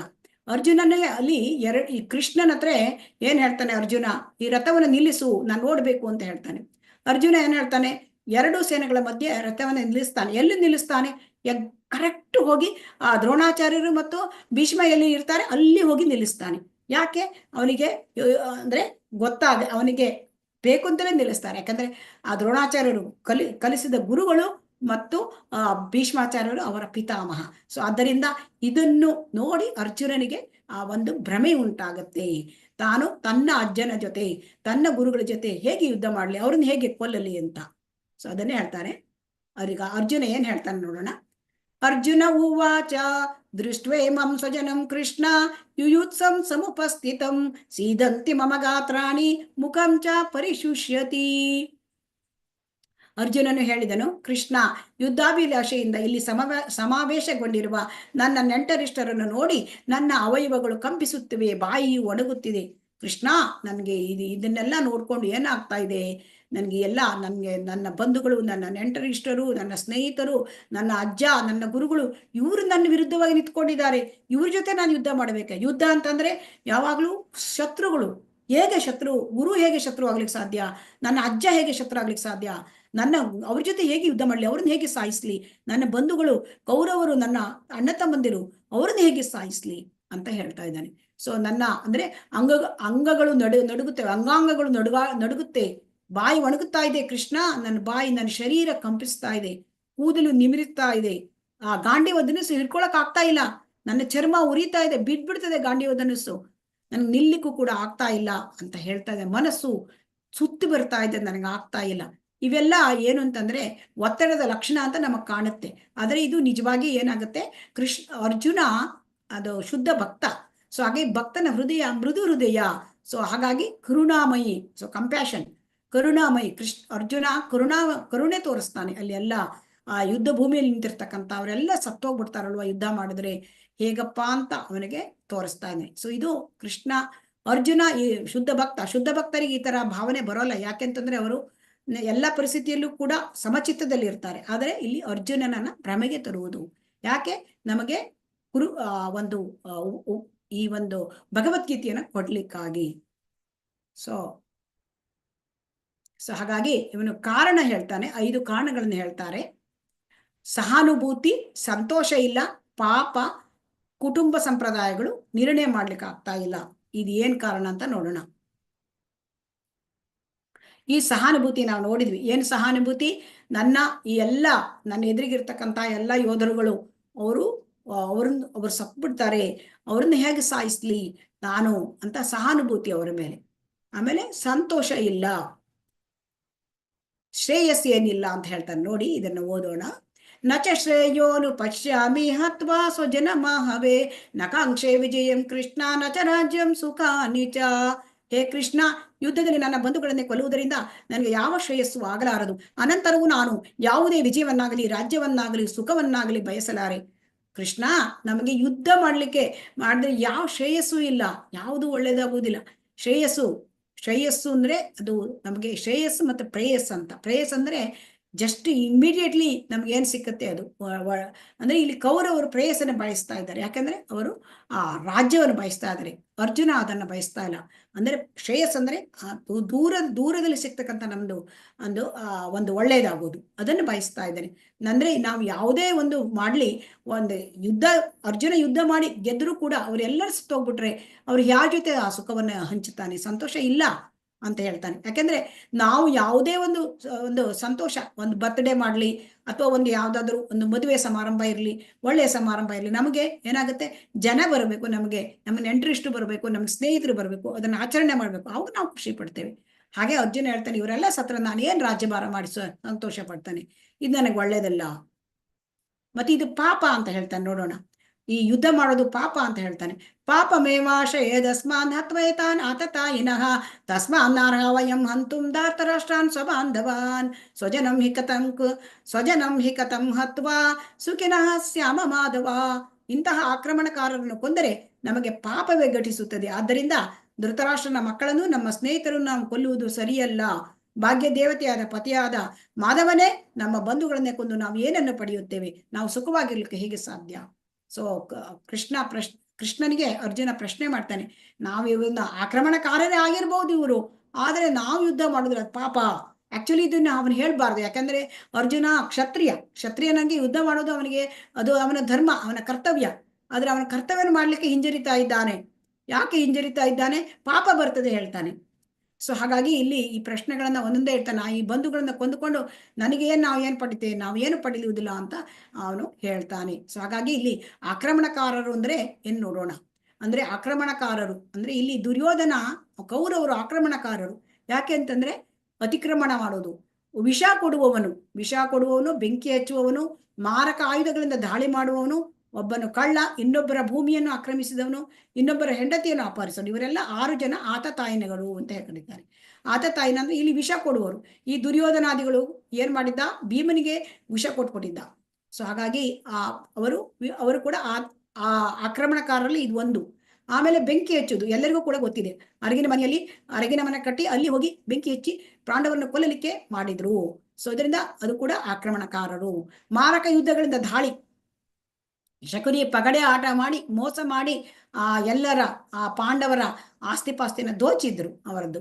ಸೊ ಅದರಿಂದ ಅವರು ಆ ರೀತಿಯಿಂದ ಕೂಡ ಅವರು ಆತತಾಯಿಗಳು. ಕೌರವರ ಎಲ್ಲದನ್ನು ಭೂಮಿಯನ್ನು ಆಕ್ರಮಿಸಿದ್ರು. ಪಾಂಡವರ ಭೂಮಿಯನ್ನು ಅವರು ಆಕ್ರಮಿಸಿದ್ರಿಂದ ಅಂದ್ರೆ ಕಳ್ಳ. ಇನ್ನೊಬ್ಬರ ಭೂಮಿಯನ್ನು ಆಕ್ರಮಿಸಿಕೊಂಡಿದ್ದರು. ಆಮೇಲೆ ಇನ್ನೊಬ್ಬರ ಹೆಂಡತಿಯನ್ನು ಅವರು ಅಪಹರಿಸಲಿಕ್ಕೆ ಪ್ರಯತ್ನ ಮಾಡಿದ್ರು. ಅದು ಎಲ್ಲರಿಗೂ ಗೊತ್ತು. ದ್ರೌಪದಿಯ ದ್ರೌಪದಿಗೆ ಅವರು ಅನ್ಯಾಯ ಮಾಡಿದ್ದಾರೆ, ಆ ವಸ್ತ್ರಾಪಹರಣ ಮಾಡುವುದು. ಎರಡನೇದು ಆ ಜಯದ್ರಥ. ಸೊ ಅವರು ಕೂಡ ಆ ಕೌರವರಲ್ಲಿ ಕೊನೆಯ ತಂಗಿ ಕೌರವರದ್ದು, ಅವಳ ದುಶ್ಯಲೆ, ಅವಳ ಗಂಡ ಜಯದ್ರಥ. ಸೊ ಅವನು ಈ ದ್ರೌಪದಿಯನ್ನ ಅಪಹರಣ ಮಾಡ್ಲಿಕ್ಕೆ ಪ್ರಯತ್ನ ಮಾಡಿದ್ದ. ಅದರಿಂದ ಈ ಎಲ್ಲ ಆಕ್ರಮಣಕಾರರಿಗೆ ವೇದ ಏನ್ ಹೇಳ್ತದೆ? ಇವ್ರು ಕೊಂದ್ರು ಕೂಡ ಪಾಪ ಎಲ್ಲ ಹೇಳ್ತದೆ. ಆದ್ರೆ ಇಲ್ಲಿ ಅರ್ಜುನ ಏನ್ ಹೇಳ್ತಾನೆ? ಇವ್ರು ಆಕ್ರಮಣಕಾರರೇ ಆಗಿರ್ಬೋದು, ಇವ್ರು ಕೊಂದ್ರೆ ನಮಗ್ ಪಾಪ ತಟ್ತದೆ ಅಂತ ಹೇಳ್ತಾನೆ. ಕಾರಣ ಹೇಳ್ತಾನೆ, ನಾನು ಯುದ್ಧ ಮಾಡಲ್ಲ ಹೇಳಿ. ಸೊ ಇನ್ನು ಮುಂದಿನ ಕಾರಣ ಏನ್ ಹೇಳ್ತಾನೆ ನೋಡೋಣ. ಕುಲಕ್ಷಯೇ ಪ್ರಣಶ್ಯಂತಿ ಕುಲಧರ್ಮಾಃ ಸನಾತನಾಃ ಧರ್ಮೇನಸ್ತೆ ಕುಲಂ ಕೃಷ್ಣಂ ಅಧರ್ಮೋ ಅಭಿಭವತ್ಯುತ. ಕುಲಕ್ಷಯವಾದರೆ ಸನಾತನವಾದ ಕುಲಧರ್ಮವು ನಾಶವಾಗುತ್ತದೆ. ಧರ್ಮವು ನಷ್ಟವಾದರೆ ಕುಟುಂಬದಲ್ಲಿ ಉಳಿದ ಭಾಗವು ಅಧರ್ಮದ ವಶವಾಗುತ್ತದೆ. ಸೊ ಅದರಿಂದ ಇಲ್ಲಿ ಏನ್ ಹೇಳ್ತಾನೆ? ನಾನು ಯುದ್ಧ ಮಾಡಿದಾಗ ಎಲ್ಲ ಯೋಧರುಗಳು ಮರಣ ಹೊಂದ್ತಾರೆ. ಅವರು ಒಂದು ಮರಣ ಹೊಂದಿದರೆ ಅವರ ಕುಲದಲ್ಲಿ ಏನಾಗುತ್ತೆ? ಧರ್ಮ ನಷ್ಟವಾಗುತ್ತೆ. ಅದು ಕುಲಧರ್ಮ ನಷ್ಟ ಆಗುತ್ತೆ. ಅವರ ಮಕ್ಕಳಿಗೆ ಒಳ್ಳೆಯ ರೀತಿಯಲ್ಲಿ ಸಂಪ್ರದಾಯಗಳನ್ನ ನಡ್ಸ್ಕೊಂಡು ಹೋಗ್ತಕ್ಕಂಥ ತಂದೆ ಇರೋದಿಲ್ಲ. ಸೊ ಹಾಗಾಗಿ ಆ ಕುಟುಂಬ ಏನಾಗುತ್ತೆ? ಉಳಿದ ಕುಟುಂಬದ ಭಾಗ ಅದು ಅಧರ್ಮವಾಗ್ಬಿಡುತ್ತೆ. ನಾ ಮಾಡಲ್ಲ ಯುದ್ಧ ಅಂತ ಹೇಳ್ತಾನೆ. ನಚೈತದ್ವಿದ್ಮಃ ಕತರನ್ನೋ ಗರೀಯೋ ಯದ್ವಾ ಜಯೇಮ ಯದಿ ವಾನೋ ಜಯೇಯುಃ ಯಾನೇವ ಹತ್ವಾ ನ ಜಿಜೀವಿಷಾಮಸ್ ತೇ ಅವಸ್ಥಿತಾಃ ಪ್ರಮುಖೇ ಧಾರ್ತರಾಷ್ಟ್ರಾಃ. ಅವರನ್ನು ಸೋಲಿಸುವುದು ಅಥವಾ ಅವರಿಂದ ಸೋಲುವುದು, ಎರಡರಲ್ಲಿ ಯಾವುದು ಉತ್ತಮ ಎಂದು ನಮಗೆ ತಿಳಿಯದು. ನಾವು ಧೃತರಾಷ್ಟ್ರನ ಮಕ್ಕಳನ್ನು ಕೊಂದರೆ ನಮಗೆ ಜೀವಿಸಬೇಕೆಂಬ ಆಸೆ ಇರುವುದಿಲ್ಲ. ಆದರೂ ರಣರಂಗದಲ್ಲಿ ಅವರೆಲ್ಲ ನಮ್ಮ ಮುಂದೆ ನಿಂತಿದ್ದಾರೆ. ಏನ್ ಹೇಳ್ತಾನೆ? ನನಗೆ ಗೊತ್ತಾಗ್ತಾ ಇಲ್ಲ ಕೃಷ್ಣ, ಏನ್ ನಿರ್ಣಯ ಮಾಡ್ಲಿ? ನನಗೆ ನಿರ್ಣಯ ಮಾಡ್ಲಿಕ್ಕೆ ಆಗ್ತಾ ಇಲ್ಲ. ನಾನು ಅವರನ್ನು ಸೋಲಿಸ್ಬೇಕಾ ಅಥವಾ ನಾನು ಸೋಲ್ಬೇಕಾ? ಯಾವುದು ಉತ್ತಮ ನಂಗೆ ಗೊತ್ತಿಲ್ಲ. ಚಿಕ್ಕ ಮಕ್ಕಳ ತರ ಹೇಳ್ತಾ ಇದ್ದಾನೆ. ನೀನು ಭ್ರಮೆಗೆ ಒಳಗಾಗ್ಬಿಟ್ಟಿದ್ದಾನೆ. ನಾನು ಸೋಲ್ಬೇಕಾ ಅಥವಾ ಅವ್ರನ್ನ ಸೋಲಿಸ್ಬೇಕಾ ಏನು ನಂಗೆ ಗೊತ್ತಲ್ಲ, ಅನಿರ್ಣಯ.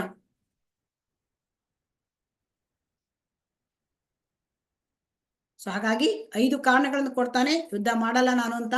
ಸಹಾನುಭೂತಿ, ಸಂತೋಷ ಇಲ್ಲ, ಪಾಪ, ಕುಟುಂಬ ಸಂಪ್ರದಾಯಗಳು ನಾಶವಾಗುತ್ತೆ, ಮತ್ತೆ ನನಗೆ ಏನಾಗುತ್ತೆ, ನನಗೆ ನಿರ್ಣಯ ಮಾಡ್ಲಿಕ್ಕೆ ಬರ್ತಾ ಇಲ್ಲ.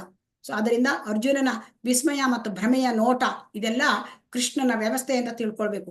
ಕೃಷ್ಣ ಅರ್ಜುನನ ಭ್ರಮೆಗೆ ತರಿಸಿದ್ದಾನೆ. ಸೊ ಅರ್ಜುನನಿಗೆ ಗೊಂದಲ ಮತ್ತು ವಿಸ್ಮಯ ಉಂಟಾಗಿರೋದು ಯಾರಿಂದ? ಕೃಷ್ಣನ ಪ್ಲಾನ್. ಸೊ ಅರ್ಜುನ ಭಕ್ತ, ಅವನಿಗೆ ಭಕ್ತನಾದವನಿಗೆ ಗೊಂದಲ ವಿಸ್ಮಯ ಇರೋದಿಲ್ಲ. ಆದ್ರೆ ಅರ್ಜುನ ಆತರ ಬರುವಾಗ ಮಾಡಿದ್ದು ಕೃಷ್ಣನ ಪ್ಲಾನ್. ಯಾಕೆ ಮಾಡಿದ? ಭಗವದ್ಗೀತೆಯನ್ನು ಕೊಡ್ಲಿಕ್ಕಾಗಿ. ಇಲ್ಲದಿದ್ರೆ ಭಗವದ್ಗೀತೆಯನ್ನು ಹೇಳಲಿಕ್ಕೆ ಅವಕಾಶ ಬರೋಲ್ಲ. ಸೊ ಅದಕ್ಕಾಗಿ ಅವನು ಆ ರೀತಿ ಮಾಡಿದ್ದಾನೆ ಕೃಷ್ಣ. ಯಾಕೆ? ನಮಗೆ ಭಗವದ್ಗೀತೆ ಕೊಡಬೇಕು. ಮುಂದೆ ನಾವು ಕಲಿಯುಗದಲ್ಲಿ ಬರ್ತಕ್ಕಂತಹ ನಮ್ಮಂತಹ ಒಂದು ಎಲ್ಲ ಬದ್ಧ ಜೀವಿಗಳಿಗೆ, ಆ ಪಾಪಾತ್ಮರಿಗಳಿಗೆ ನಮಗೆ ಆ ಭಗವದ್ಗೀತೆಯನ್ನು ನೋಡ್ಕೊಂಡು ನಾವು ಉದ್ಧಾರ ಆಗ್ಬೇಕು. ಆದ್ದರಿಂದ ಈ ರೀತಿಯಾದ ಒಂದು ಸಮಯ ಸಂದರ್ಭವನ್ನ ಶ್ರೀಕೃಷ್ಣ ಕಲ್ಪಿಸಿದ. ತನ್ನ ಪರಮ ಸ್ನೇಹಿತ, ಸಖನಾಗಿದ್ದ, ಆ ಭಕ್ತನಾಗಿದ್ದ ಅರ್ಜುನನಿಗೆ ಆ ಭ್ರಮೆಗೆ ತರಿಸಿದ. ಸರ್ವೋಪನಿಷದೋ ಗಾವೋ ದೋಗ್ಧ ಗೋಪಾಲ ನಂದನಃ ಪಾರ್ಥೋ ವತ್ಸ ಸುಧೀರ್ ಭೋಕ್ತ ದುಗ್ಧಂ ಗೀತಾಮೃತಂ ಮಹತ್. ಭಗವದ್ಗೀತೆಯು ಗೀತೋಪನಿಷತ್ತು. ಇದು ಎಲ್ಲ ಉಪನಿಷತ್ತುಗಳ ಸಾರ. ಸೊ ಹಾಗಾಗಿ ಈ ಉಪನಿಷತ್ತುಗಳು ಗೋವಿನಂತಿದೆ. ಗೋಪಾಲನಂದನೆಂದು ಪ್ರಸಿದ್ಧವಾಗಿರುವ ಶ್ರೀಕೃಷ್ಣ ಈ ಹಸುವಿನ ಹಾಲನ್ನು ಕರಿತಾ ಇದ್ದಾನೆ. ಅರ್ಜುನ ಕರುವಿನಂತೆ. ಎಲ್ಲ ವಿದ್ವಾಂಸರು, ಪರಿಶುದ್ಧ ಭಕ್ತರು ಭಗವದ್ಗೀತೆಯ ಹಾಲಿನ ಅಮೃತವನ್ನು ಕುಡಿತಾರೆ. ಸೊ ಹಾಗಾಗಿ ಈ ಉಪನಿಷತ್ತುಗಳೆಲ್ಲ ಗೋವಿನ ತರ. ಶ್ರೀಕೃಷ್ಣ ಗೋವಿನ ಹಾಲು ಕರಿತಾ ಇದ್ದಾನೆ ಅಂದ್ರೆ ಆ ಭಗವದ್ಗೀತೆಯನ್ನ ಕೊಡ್ತಾ ಇದ್ದಾನೆ. ಕರು ಅರ್ಜುನ. ಸೊ ಅರ್ಜುನ ಸ್ವಲ್ಪ ಕುಡಿತಾನೆ, ಆದರೆ ಉಳಿದಿದ್ದ ಹಾಲನ್ನೆಲ್ಲ ಯಾರು ತಗೋತಾರೆ? ಪರಿಶುದ್ಧ ಭಕ್ತರು ಆ ಭಗವದ್ಗೀತೆಯನ್ನ ಆನಂದಿಸುತ್ತಾರೆ. ಅದು ಅಮೃತವನ್ನ ಅಂತ ಹೇಳ್ತಾ ಇದ್ದಾರೆ. ಸೊ ಅದರಿಂದ ಇವತ್ತಿನ ಅಧ್ಯಾಯದಲ್ಲಿ ನಾವು ನೋಡಿದ್ದೇವೆ. ಈ ಅಧ್ಯಾಯ ಕುರುಕ್ಷೇತ್ರದ ರಣರಂಗದಲ್ಲಿ ಸೇನಾವಲೋಕನ ಮತ್ತು ಅರ್ಜುನ ಅರ್ಜುನ ವಿಷಾದ ಯೋಗ ಅಂತ ಕೂಡ ಹೆಸರು. ಇದರಲ್ಲಿ ಈ ಒಂದು ಅಧ್ಯಾಯ ಪ್ರಾರಂಭವಾಗುವುದು, ಭಗವದ್ಗೀತೆ ಪ್ರಾರಂಭವಾಗುವುದು ಧೃತರಾಷ್ಟ್ರನ ಒಂದು ವಿಚಾರಣೆಯಿಂದ. ಹಿಮಕುರ್ವತ ಸಂಜಯ ಏನ್ ಮಾಡಿದ್ರು ಈ ಕುರುಕ್ಷೇತ್ರ ಯುದ್ಧ ಭೂಮಿಯಲ್ಲಿ?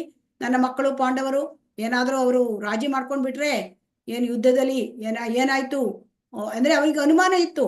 ಧರ್ಮಕ್ಷೇತ್ರದ ಪ್ರಭಾವದಿಂದ ಏನಾದ್ರು ರಾಜಿ ಮಾಡ್ಕೊಂಡ್ರು, ಅಥವಾ ಧರ್ಮಕ್ಷೇತ್ರದ ಪ್ರಭಾವದಿಂದ ನನ್ನ ಮಕ್ಕಳು ಏನಾದ್ರು ಅಂದ್ರೆ ಸೋಲ್ತಾರೋ, ಅದಕ್ಕಾಗಿ ಅವನಿಗೆ ಅನುಮಾನ, ಅವನಿಗೆ ಭಯ, ಅವನಿಗೆ ಇದೆಲ್ಲ ಉಂಟಾಗಿತ್ತು. ದುರ್ಯೋಧನನಿಗೂ ಭಯ ಉಂಟಾಗಿತ್ತು. ಯಾಕೆ ಭಯ ಉಂಟಾಗಿತ್ತು ದುರ್ಯೋಧನನಿಗೆ? ಆ ಸೇನಾ ವ್ಯೂಹವನ್ನು ನೋಡಿ ಭಯ. ಯಾಕೆ ಭಯ ಆಗ್ಬೇಕು? ಭಯ ಯಾರಿಗಿರ್ತದೆ? ಭಕ್ತರಲ್ಲದವರಿಗೆ ಭಯ, ಭಕ್ತರಾದವರಿಗೆ ಭಯ ಇಲ್ಲ. ಸೊ ದುರ್ಯೋಧನ ಅಭಕ್ತ. ಸೊ ಆದ್ದರಿಂದ ಅವನಿಗೆ ಭಯ. ಸೊ ಶಂಖಗಳನ್ನು ಊದಿದ್ದು. ಸೊ ಶಂಖಗಳನ್ನು ಹೇಗೆ ಪಾಂಡವರು ಊದಿದರು, ಭೀಷ್ಮನ ಊದಿದ, ಮತ್ತು ಕೌರವರು ಊದಿದರು. ಭೀಷ್ಮ ಊದಿದ ಶಂಖದಿಂದ ಪಾಂಡವರಿಗೇನೂ ಆಗಲಿಲ್ಲ. ಯಾಕೆ? ಪಾಂಡವರು ಭಕ್ತರು. ಅವರಿಗೆ ಗೊತ್ತು ಕೃಷ್ಣ ತಮ್ಮ ಜೊತೆ ಇದ್ದಾನೆ, ಕೃಷ್ಣ ನಮ್ಮನ್ನು ಕಾಪಾಡ್ತಾನೆ. ಅದರಿಂದ ಅವರಿಗೇನು, ಭೀಷ್ಮ ಎಷ್ಟು ದೊಡ್ಡದಾಗಿ ಶಂಖ ಊದಿದ್ರು ಅವರಿಗೇನಾಗ್ಲಿಲ್ಲ. ದುರ್ಯೋಧನಿಗೆ ಖುಷಿ ಆಯ್ತು. ದುರ್ಯೋಧನಿಗೆ ಖುಷಿ ಮಾಡ್ಬೇಕು ಅಂತ ಭೀಷ್ಮ ದೊಡ್ಡದಾಗಿ ಶಂಖ ಊದಿದ್ರು. ಪಾಂಡವರಿಗೆ ಯಾವ ಪರಿಣಾಮ ಆಗ್ಲಿಲ್ಲ. ಯಾಕೆ? ಅವರ ಕಡೆ ಕೃಷ್ಣ ಇದ್ದ. ಅವರು ಭಕ್ತರು, ಧರ್ಮಿಷ್ಠರು. ಆದ್ರೆ ಪಾಂಡವರು ಊದಿದ್ದ ಶಂಖ, ಶ್ರೀಕೃಷ್ಣ ಊದಿದ ಶಂಖ. ಸೊ ಅದನ್ನು ಕೇಳಿ ಕೌರವರ ಹೃದಯ ಒಡೆದು ಹೋಯಿತು. ಅವರಿಗೆ ಹೆದರಿಕೆ ಆಯಿತು. ಸೊ ಹಾಗಾಗಿ ಅವರಿಗೆ ಯುದ್ಧ ಮಾಡ್ಲಿಕ್ಕೆ ಅವರಿಗೆ ಏನೋ ಒಂಥರ ಶಕ್ತಿ ಇರಲಿಲ್ಲ. ಅವರದ್ದು ಎಷ್ಟು 11 ಅಕ್ಷೋಹಿಣಿ ಸೈನ್ಯ ಇದ್ರೂ ಕೂಡ ಅವರಿಗೆ ಸೋಲ್ಬೇಕಾಯ್ತು. ಅರ್ಜುನ ಏನ್ ವೀಕ್ಷಣೆ ಮಾಡ್ದ? ಆ ಒಂದು ತನ್ನ ಗುರುಗಳನ್ನ, ತನ್ನ ಪಿತಾಮಹನ್ನ, ತನ್ನ ಬಂಧು ಬಾಂಧವರನ್ನೆಲ್ಲ ನೋಡಿ ಅವನಿಗೆ ಕೈ ನಡುಕ್ತು. ಕೈಯಲ್ಲಿದ್ದ ಗಾಂಡೀವ ಬಿದ್ದು ಬಿಡುತ್ತದೆ. ನಾನು ಯುದ್ಧ ಮಾಡಲ್ಲಪ್ಪ ಕೃಷ್ಣ ಅಂತ ಕಾರಣ ಹೇಳಿ ಗಾಂಡೀವ ಬಿಟ್ಟು ರಥದಿಂದ ಇಳಿದುಕೊಂಡು ಕೂತ್ಕೊಂಡ್ಬಿಡ್ತಾನೆ. ಸೊ ಅದರಿಂದ ಹೋರಾಡ್ಲಿಕ್ಕೆ 5 ಕಾರಣಗಳನ್ನ ಕೂಡ ಹೇಳ್ತಾನೆ. ಸೊ ಈ 5 ಕಾರಣಗಳನ್ನ ನಾವು ನೋಡಿದ್ದೇವೆ. ಸಹಾನುಭೂತಿ, ಸಂತೋಷ ಇಲ್ಲ ಯುದ್ಧದಲ್ಲಿ. ಯುದ್ಧ ಮಾಡ್ಕೊಂಡು ಏನು ಸಂತೋಷ ಇಲ್ಲ. ಯುದ್ಧ ಮಾಡಿದರೆ ಪಾಪ, ಈ ಕುಟುಂಬ ಸಂಪ್ರದಾಯಗಳು ಹಾಳಾಗುತ್ತೆ, ಮತ್ತೆ ನಂಗೆ ಏನ್ ಮಾಡ್ಬೇಕು ಗೊತ್ತಿಲ್ಲ, ಅನಿರ್ಣಯ. ಈ 5 ಕಾರಣಗಳನ್ನು ಹೇಳ್ಬಿಡ್ತಾನೆ. ಮತ್ತೆ ಯುದ್ಧ ಮಾಡಲ್ಲ ಅಂತ ರಥದಿಂದ ಇಳಿದು ಗಾಂಡೀವ ಬಿಟ್ಟು ಕಣ್ಣಲ್ಲಿ ನೀರು ತುಂಬ್ಕೊಂಡ್ಬಿಟ್ಟಿದ್ದಾನೆ. ಯಾಕೆ ಇದೆಲ್ಲ ಆಗ್ತಾ ಇದೆ? ಇದೆಲ್ಲ ಕೃಷ್ಣನ ಪ್ಲಾನ್ ಮತ್ತು ಅರ್ಜುನನ ಭ್ರಮೆಗೆ ಧರಿಸುವುದು. ಹರೇ ಕೃಷ್ಣ. ಯಾರಾದ್ರೂ ಪ್ರಶ್ನೆ ಇದ್ರೆ ಕೇಳ್ಬೋದು. ಹರೇ ಕೃಷ್ಣ.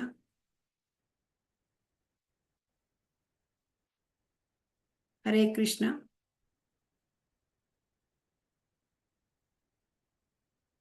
ಹರೇ ಕೃಷ್ಣ. ಕೇಳ್ತಾ ಉಂಟಾ? ಅನ್ಮ್ಯೂಟ್ ಮಾಡಿ ಎಲ್ಲರನ್ನು ಮಾತಾಜಿ. ಹೇಳ್ತಾ ಇದೆ ಮಾತಾಜಿ. ಮತ್ತೆ ಅಟೆಂಡೆನ್ಸ್ ಲಿಂಕು ಎಲ್ಲರಿಗೂ ಕೊಡಿ ಮತ್ತೆ. ಹರೇ ಕೃಷ್ಣ.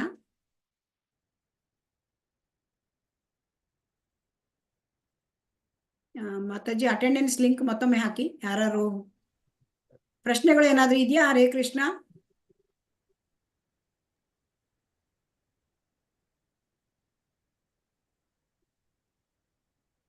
ಮತ್ತೆ ಮಾತಾಜಿಗೆ ಇದನ್ನ ಸ್ಟಾಪ್ ಮಾಡ್ಬೇಕು, ಹೇಳ್ಬೇಕು ರೆಕಾರ್ಡಿಂಗ್. ಮಾತಾಜಿ ಇದು ಅಟೆಂಡೆನ್ಸ್ ಯಾವ ತರ ಹಾಕೋದು? ಅಟೆಂಡೆನ್ಸ್ ಲಿಂಕ್ ಓಪನ್ ಮಾಡಿ, ಅಲ್ಲಿ ಏನಿದೆ ಅದನ್ನ ಫಾರ್ಮ್ ತುಂಬಬೇಕು. ಹಲೋ ಹಲೋ ಎಲ್ಲಿ ಫಾರ್ಮ್ ತುಂಬಬೇಕು ಗೊತ್ತಾಗ್ತಾ ಇಲ್ಲ.